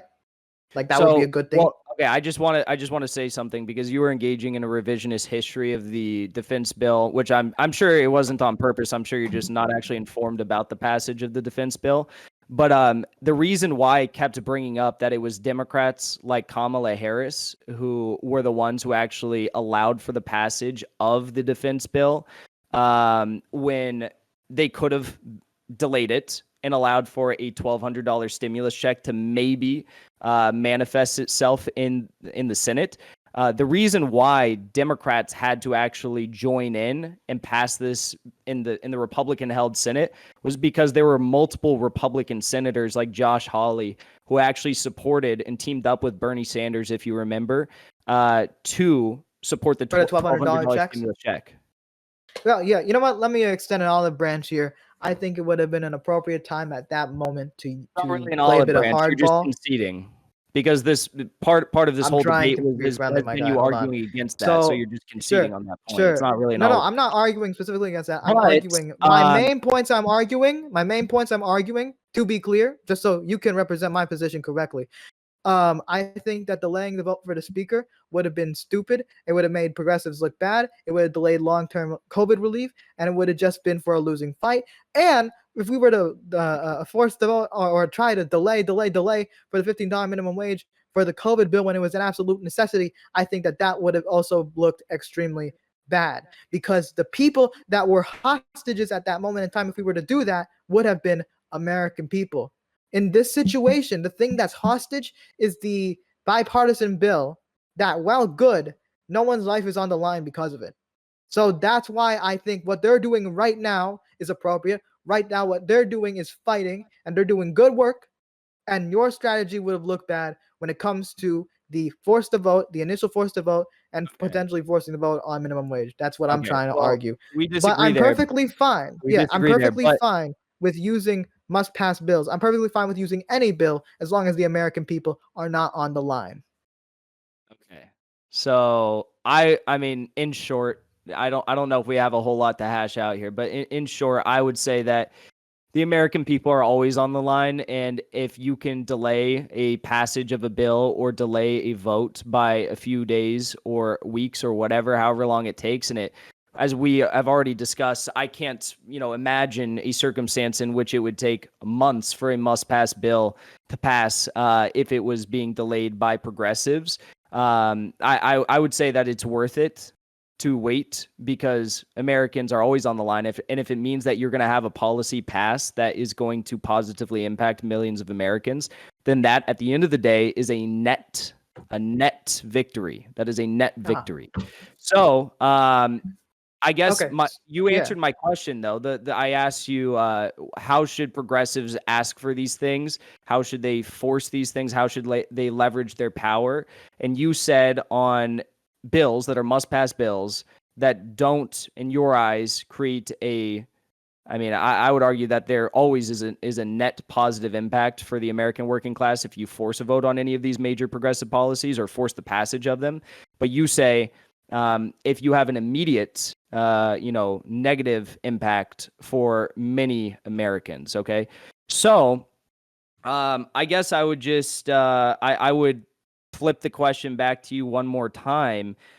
Besides the defense bill, are there any other votes in which you foresee there being a reasonable time to force a vote on a major progressive policy? And I would also just be curious if not the speakership vote, because I think you would concede a speakership vote if you don't have a COVID bill that's going to assumedly be passed immediately right after the speakership election ends, would be a good avenue for forcing a vote on policies, right?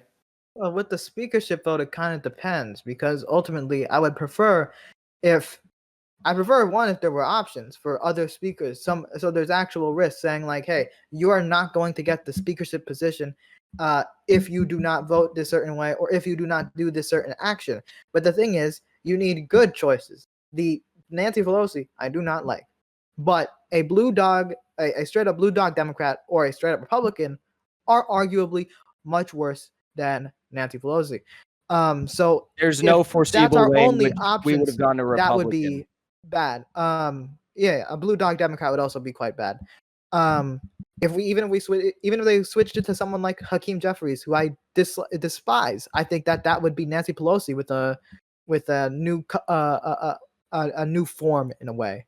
So I would want there to be actual potential options if we're going to use the speakership vote as leverage. But on force to vote in general, I think we can, since we kind of discussed a lot about our disagreements with strategy in Congress, I think that it's also reasonable to discuss the sort of outside game strategy for progressives in the sense that I think force to vote was never a serious or respectable movement and was a cynical ploy from a variety of bad faith actors to succeed on YouTube, to clout chase off the name of people like AOC, and to claim that these people, or to smear these people as the people that are coming between us and Medicare for all because they aren't voting for this or they aren't supporting this specific plan that came from certain online political commentators. I think that when it comes to like ideas that come from people who are bad faith, we shouldn't be putting them up as our models or what we should do when it comes to governance. Well, I'd love to have a conversation about that, but we were just talking for what, an hour and a half now about, in part, we still have time. Force the vote. And Yeah. the only argument you could bring forward to me, opposing the idea of forcing a vote on a speakership vote is that it could potentially delay a bill that would provide critical aid to the American public, which I argued that, well, if you get whatever progressive policy passed that you're trying to force a vote on or, force a public guarantee of, then that would be a net Yeah. positive. So Well, the force the vote that Nathan, the let me force the vote fucking this finish. wait Jesus the Christ, force the dude. vote Jesus. discussion. If you want to be a Wait, no, Nathan, if you want to be a no, wait, streamer and like a debater, I know you're wait, on TikTok and stuff, but if wait, you want to be in debates, wait. I struggle with this I because don't need Yeah, sometimes lessons this from come you. on. stuff, Hey, if hey, hey, sometimes this Nathan, stuff he's talking. Come on, let him go. Sure, go ahead. sometimes this stuff gets like passionate. I've been there, I've done it. But you have to let Yeah, people for sure. talk. So, we've been talking for like an hour and a half, and you've literally flailed on your back trying to put up a valid argument against forcing a vote during the speakership vote, other than something that was directly tied to COVID. Now you're alleging that my whole argument for forcing a vote during the speakership vote comes in bad faith to No, get not out on necessarily YouTube. saying you. Well, I was Not the necessarily saying you. organizer of the Force the Vote protest in DC that unfortunately had a very small amount of people. I wish you would have been there with us. But look, at the end of the day, I'm going to college. you haven't even put forward like a legitimate argument as to why forcing the vote during a speakership vote shouldn't happen.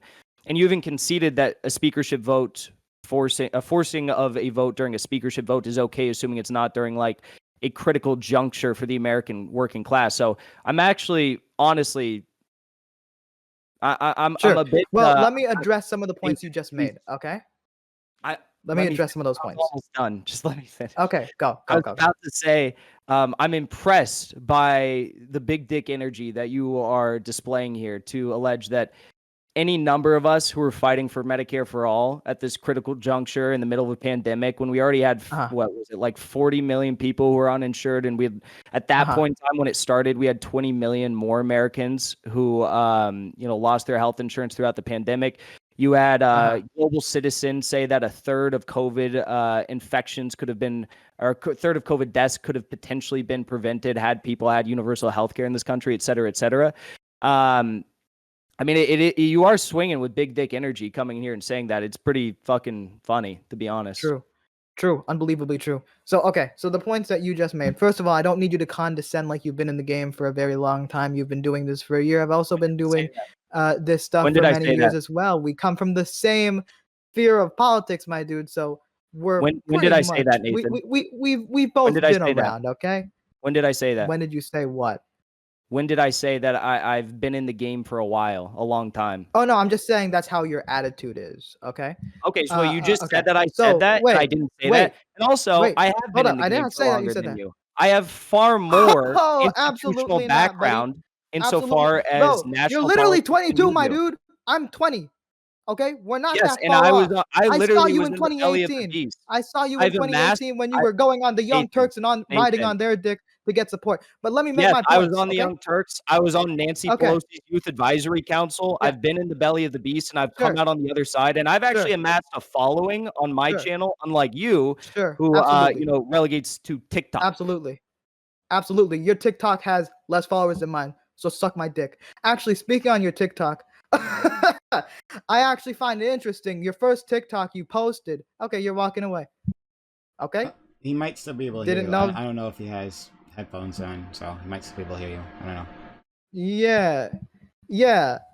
Well, I saw your TikTok. You had a wonderful post posted in August 2020 where once again progressive strategy. Once again, hold on, we're going to get there. You wanted to condescend, okay? No, you're the one who made a person. The point he's the one who started saying things I didn't say. I back myself up. I didn't say anything that you did not say. Strategy, or do you want to debate? I did not say. Let's focus. We're going to talk about. We're going to talk about. Let's focus on the strategy. Thank you. Sure. When it comes to strategy, you were saying that I was flailing on my arguments against essentially forced to vote. No, absolutely not. And the point I was just bringing about bad faith actors when it comes to the forced to vote idea is just another one of multiple arguments that I just haven't gotten to because we were focusing more on what I would deem the more charitable arguments. Okay. So the arguments that I gave when it comes to forced to vote on a congressional level was one, COVID relief was on the line in December 2020. We needed a Speaker of the House. 2, we did not have any options besides Nancy Pelosi. Nancy Pelosi was going to get in anyway. 3, that it would have looked unbelievably bad if progressives were wasting time when it came to getting a speaker nominated, wasting time when it comes to potentially getting COVID relief, and at the end of the day, wasted time for a bill which would not pass and would have been another major L for Medicare for all. They get to go back to that moment in time and say, hey, we had it up on the vote. You had your chance and it failed overwhelmingly. It looks like it's unpopular. And that would be a bullshit argument. But that is not something we should be allowing them to have ammunition against us. Okay? So that's 3 arguments right there. And the fourth argument being, actually, agreeable fruits or FOST in chat, barely 11K. I got 11.5K. That's 11,500. It's a grind. It's a slow grind, but you got to respect it. Now, as for the point being about bad faith actors pushing force to vote, we know exactly who we're talking about. The idea that many people in the force to vote movement were pushing, that it was progressives coming between you and Medicare for all, was complete nonsense. Many of the March for Medicare for All activists, they did like they did a little gathering outside AOC's office.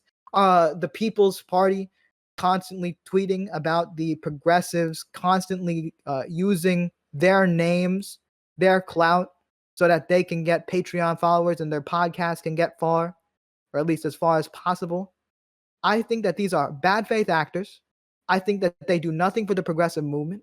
I think that they divide the progressive movement where it doesn't need to be divided. And frankly, yes, I will concede this point.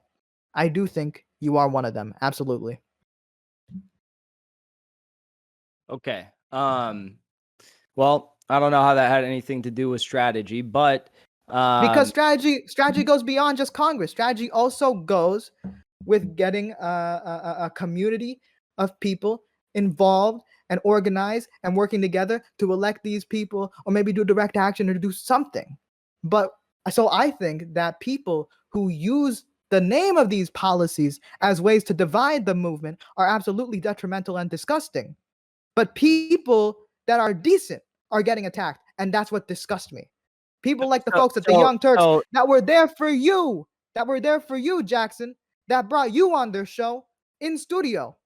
And you were making your career going after them because you want to ride on Jimmy Dore's dick. I think that's detrimental to the movement, and I think that's bad progressive strategy.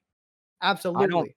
Well, first of all, before I get into it, I don't care who brings me on their show. I was running a campaign for public office. If Fox News wanted to bring me on their show to shit on me, I would have gone on their show and fucking let them have it. And I would have made my case. I don't have to be subservient to anyone who brings me on their show. But I will say, I was a fan of the Young Turks back then, and I've been a fan of other people who have completely sold out the movement. And you know what's worse than you're the fucking sellout, my guy. They're consistent. Who's consistent? They're consistent. Tell me you're the sellout. Tell me who's Cenk consistent. Uygur, Anna Kasparian.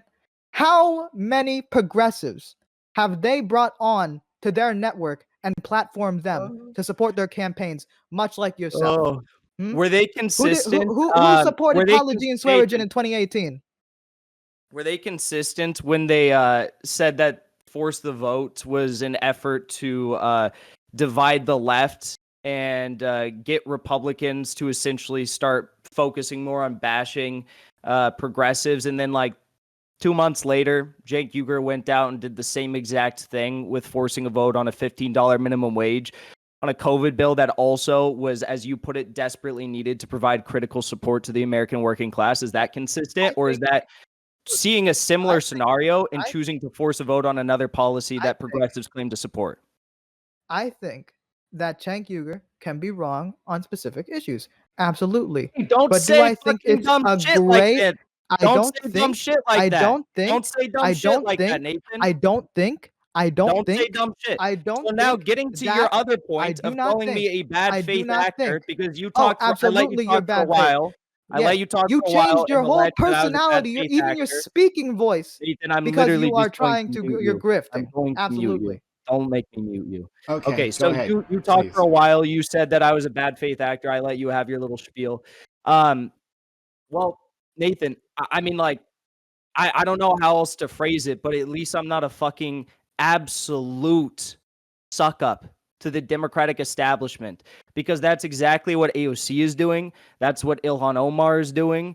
That's what Wonderful. Cori Bush is doing. That's what they're all doing. Now, you might be okay with being a suck up to the Democratic establishment. That's fine. You're allowed to have that opinion. But I would encourage you to maybe, I know you thought my name was Justin at the beginning of this. I don't know how familiar you are with me. You've clearly done a bit of research, but I'm actually not a Democrat. I'm not a Democrat. Yeah. So for me to be beholden to Democratic Party lines or anything like that is absolutely insane. Like, I would never consider myself a Democrat ever again based on what they do. And, you know, I oppose the two-party structure. I'm not a Democrat. I'm a communist, and I support third parties. I support third parties because there's all the historical precedent, again, in the world to back up that when people like Theodore Roosevelt, for example, formed his Bull Moose Party, he was actually able to pressure mainstream politicians who didn't leave, you know, the Republican Party with him, and other mainstream parties to support progressive policies by way of pressuring them with the Bull Moose Party, such as antitrust laws, workplace regulation laws, child labor laws, environmental laws. You get the idea. So I see third parties as a far more, you know, strategically relevant way of pushing for progressive action. And it has nothing to do with being a sellout, a fraud, grifter, whatever you want to call me. It's just, I look at history, I understand what works, and I also can see what's working in other countries all across the globe today.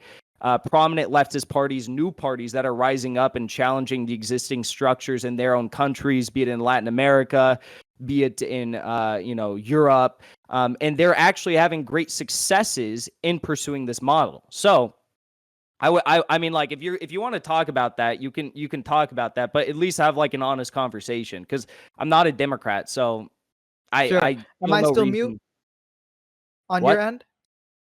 You've Okay, I never guess I'm been not. muted. I said I was All going right. to mute you. Perfect. So when it comes to, you're part of the People's Party, right? Or you're work with them? I'm actually a member of them, yeah. Okay, you're a member of the People's Party. Have you guys had any preparation to primary the hundreds of Democrats that are against Medicare for all? Like, literally, like, straight up against it. They are they oppose it completely. Have you guys prepared any campaigns against those people? I can't speak to that. I'm not a representative of the People's Party. I'm just a member. It would be in the same way that, are you a member of the Democratic Party? Sure. Yeah, I'm a registered Democrat. Okay, You so have that, to I be mean, to like, vote that's in all I the am. primaries. I'm a registered member of the People's Party. And though I know, like, I know Nick Brana, I know a lot of people who are affiliated with them, I don't engage in like day-to-day or week-to-week, you know, operations with them. So I'm really not familiar with everything they're doing, but I support their policies. I support their strategy, and I think they are truth tellers. Yeah. Sure. So when it comes to strategy, do they have ballot access in any state so far? Yes, I believe Which so. state? What's that? Which They state? have they have registration access. You can register for parties in certain states now. But do they have ballot access?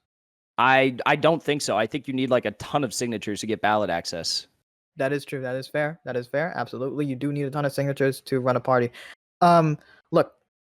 I'll say also not, one more thing with that. I'll say also that, like, though I support third parties, in the current context of, you know, the political makeup of this country, it is extremely difficult to push for any third party without ranked choice voting, which is why I initially supported the Justice Democrats, because Alexandria Ocasio-Cortez, Shai Kott, and Kyle Kulinski were the three co-founding board members of the Justice Democrats. And this is all publicly available on their website. You can go back and look at it.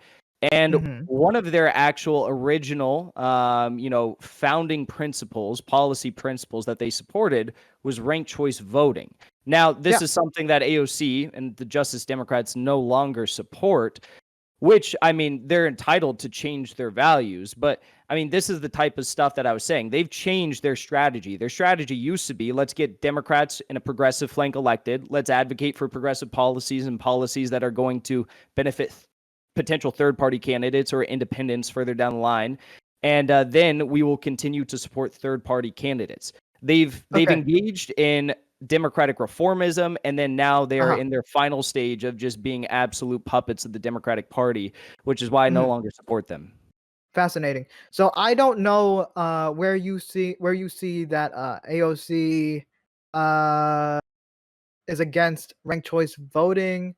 He supports HR 1, which HR 1 explicitly opposes ranked choice voting efforts. It explicitly supports efforts to dismantle any effort that would provide more funding to third parties. It props up the dual party structure, which is why the Green Party actually was so fed up with HR 1. But this is what I'm saying, Nathan. This is what I'm saying. This is like the crux of my argument. Wait, so it's against ranked choice voting, like it explicitly prevents ranked choice voting? Because I know there's a lot of really good things in HR 1.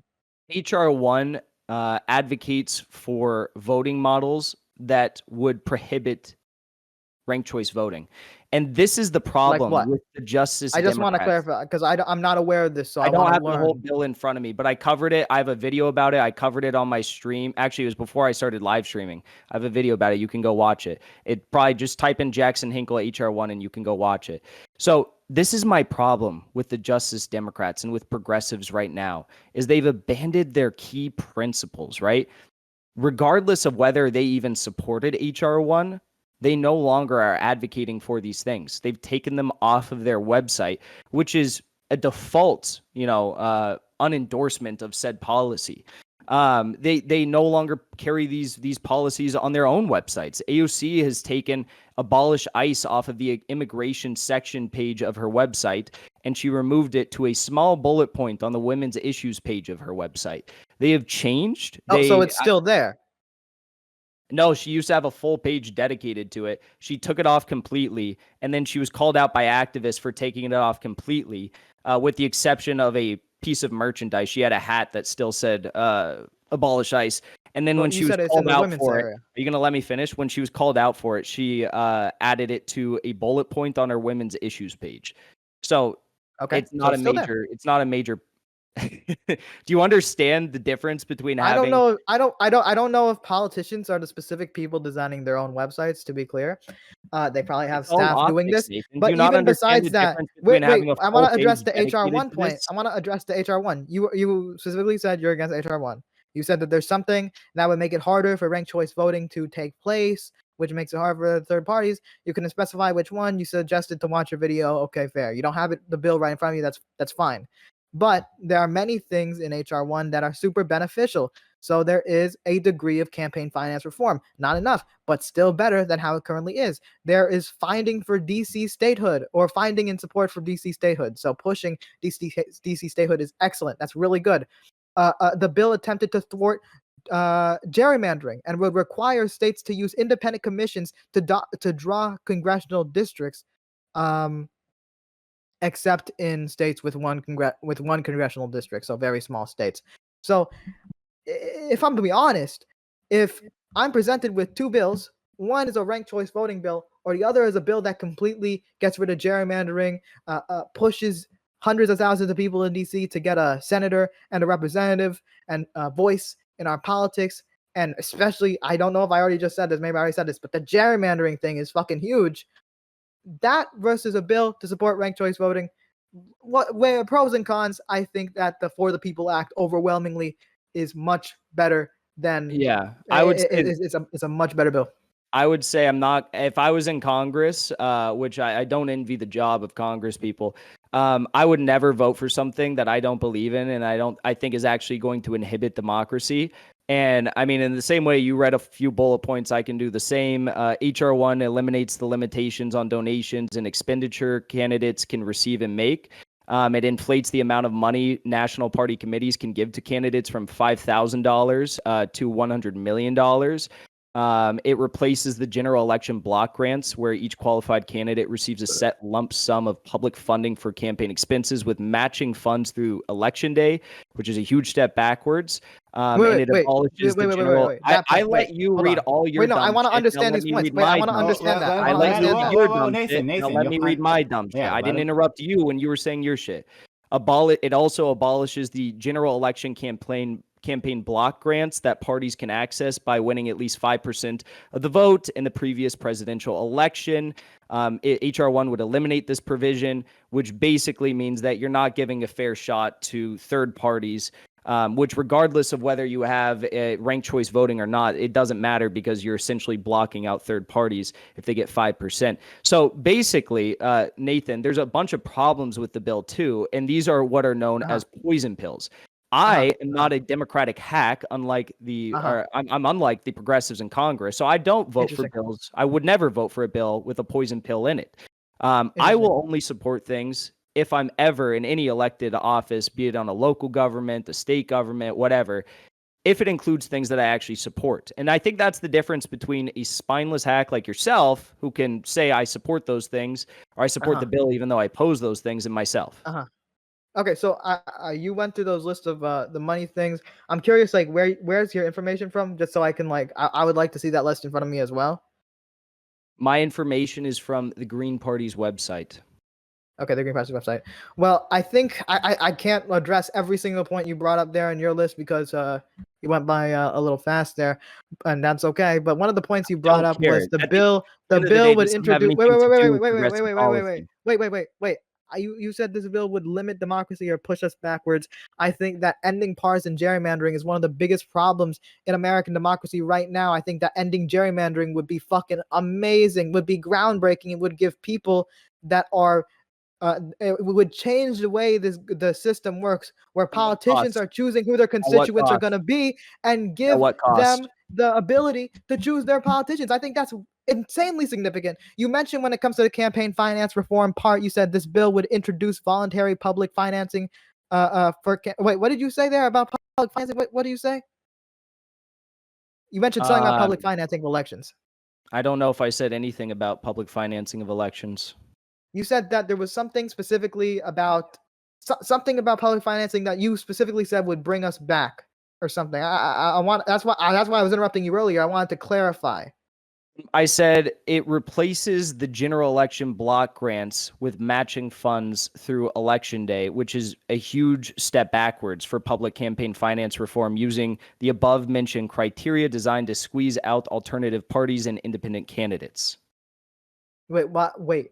So getting rid of that grant would hurt independent candidates and third parties. That's your claim. You're replacing the general election block grants with matching funds through election day. Yes, that would hurt third parties who can't raise like massive sums from corporate institutions.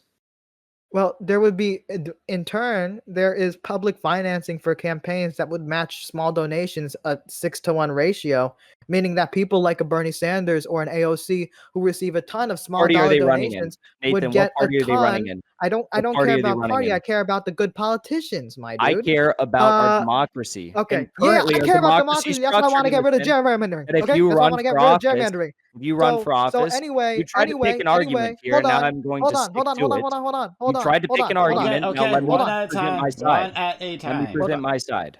Yeah. So you said that I'm trying to talk about the money. You said that. Shut up. One at a time. Okay, look. Jackson, get your point out, and then Nathan respond. Okay. And again, I don't know how much this has to do with progressive strategy, but I will address your point. Yes, that is a bad thing, because if you're running as a third party candidate or you're an independent candidate and you meet certain qualifications, in existing campaign finance legislation, you'd get a block grant, which is publicly funded. Under this new proposed HR 1, matching of funds through election day, the only people who are going to be benefited by this policy are candidates that can match, candidates who can raise a large sum of small dollar contributions. which Democrats, based on their massive fundraising infrastructure, they are uniquely, inclined to gain more funds, disproportionately more funds than a third party would under this strategy of divvying out public funds than they would under the block grant style. Sure. So what you just said there was Democrats, with their way of their ability to raise their funds, have an advantage over other parties in raising small dollar donations.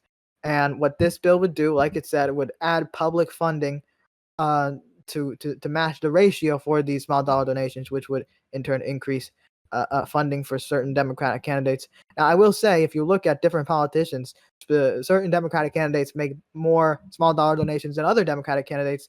The progressives do. The progressives, AOC, Bernie, Elon, all these people, they raise much more small dollar donations than someone like, let's say, Joe Crowley would when he was running against AOC. I understand that your priority is boosting the third parties, but my priority is boosting good politicians and boosting individuals. I'm not a hack. I don't care about party. I don't care about team sports. Okay, it just so happens to be that many more of like the people with more decent policies generally tend to be Democrats. So gerrymandering hurts the Democratic Party because majority of state legislators are run by Republicans, and in turn they get to write the congressional districts, and they get to choose the voters. So getting rid of gerrymandering would help the Democratic Party. That's one of many good things in this bill. But I don't care if it helps the Democratic Party. I care about pushing policy. And right now, we're seeing that the Democratic Party, as flawed as it is potentially passing 2-year community college, expanding Medicare, cutting the cost of medicine, another child tax credit, all these things that directly help the people. And these are things that are happening because the Democratic Party has been moved left, and we're continuing to move left because of the progressive movement. I think that the potential of expanding democracy by getting rid of gerrymandering alone, and the potential of matching small dollar donations with public funding of elections alone, matters much more than ranked choice voting. And what you were able to list to me is that replacing the grant, I don't see that as an end of the world. Ultimately, politics is a bit of a competition. You need to be able to raise the small dollar donations, and then you will be matched to the 6-to-1 ratio. If you can raise a lot, then you will succeed. You want to know if you know what you want to know, like, what's actually super bad about that idea is that we currently have a system in this country of duopoly. So you have two parties that have essentially monopolized the political system and use what I would argue unfair rules to do that. Okay, so there's a variety of reasons. Nathan, go ahead. I don't want to have to like get into this every time. I just let you talk for so long, dude. I let you talk for so long. I listed 4 things. You address one of them. And the one thing you address and try to make an argument on, you do concede that it would allow for people who have more small dollar donations to raise more in public funds. Well, I know it seems shocking. I know it seems really shocking, but the Republican Party actually has been able to catch up to the Democratic Party and their individual donors. I don't know exactly what the numbers were last quarter, but I remember seeing probably like 3 quarters ago or 4 quarters ago, they were actually pretty close to DNC individual contributor numbers. And this is not due to any sort of, indication of broad public support for the Republican Party or the Democratic Party or a given candidate necessarily. It can, but not necessarily, because, as someone who has run a campaign, I know first and foremost that a lot of these individual contributors that a candidate or a party can have access to is completely reliant on whether or not the given party will provide voter data information to a given candidate, or whether or not the party has sufficient technology to be able to to gather sufficient data for their candidates, to receive then email lists, phone banking lists, you know, door knocking lists, et cetera, where candidates can get individual donors rather than lump sum donations or, you know, super PAC donations or PAC donations. So it doesn't really matter how many individual donations you get necessarily, hence why when you have these parties that have developed all this technology, that have monopolized politics in this country, that have all of the voter data lists at their hands and can divvy it out however they see best fit, that is a huge problem if you change the public campaign financing structure based on individual contributions. It sounds nice, but it only hurts third parties who don't have access to that technology based on, you know, lack of funds or based on lack of just technical experts, and don't have that voter data due to the fact that they've essentially been excluded from the mainstream political sphere for decades. Okay. Yeah, so let me say this about the duopoly. A lot of democracies generally tend to have this situation where they have two major parties. Now, in some countries, Canada, Germany, the UK, they have a variety of other parties, but they're significantly smaller, and they usually have to work with the bigger parties that more align with them. Now, the way the United States is we don't have a parliament. We have the U.S. Congress, we have the presidency, we have this. The way our whole country is set up is in a way that makes something like a duopoly more likely. But the big difference is that we're in a situation where rather than having multiple parties having to work together, the multiple different interest groups and ideologies are within these parties. So we have the establishment Democrats, which we both don't like, and we have the progressive. We have the. What do you mean? Has that always been a mainstay of U.S. politics? For a majority of the time, whether we're talking about the beginning with the what we were talking about the Federalists and the Anti-Federalists, or the eventually became the Democratic Republicans with the Federalists, I believe, and there was the point in 1912 where we had a bigger four-way race between Democrats, Republicans, the Socialist Party, and the Progressive Party, but that was one election. In the late 20th century and early 21st century, we had like people like Ross Perot running that got nowhere, but ultimately the power in the United States has mostly been between two parties. Now, someone like a Teddy Roosevelt, which I feel like someone you would bring up, is more of an exception to the rule. Now, this isn't a defense of the duopoly, but it's just recognizing what we have. And what we have is two very establishment parties, one of which is marginally better than the other one of which is going to make conditions better than the other one and help people. And you emphasize that the 3.5 reconciliation package is mostly the Biden agenda. So Biden is a person I don't like. Biden's a very establishment guy, but it turns out the Biden agenda is going to help millions upon millions of Americans. So I'm going to support it when it's put in front of me, because I care about helping people and not caring about supporting my team or my agenda or whatever. I give a fuck about helping people. So considering that we have this duopoly, it's important that we at least have it so that the party, the Republican Party, who will definitely not help people, who people like Chomsky call the most dangerous organization in the world, and I happen to agree with them, they are not the ones controlling this democracy, and they're not the ones that get to write the congressional districts. And if something like the For the People Act can do that and make it so that people choose their politicians and not the politicians choosing them, I think that is worth it, even at the expense of third parties that don't even have full ballot access across the nation, that aren't going to make an impact. Okay, well, if that's your argument, that's your argument. We just disagree. Very true. All right. Is there anything else you want to hit on? I feel like we've kind of moved away from progressive strategy.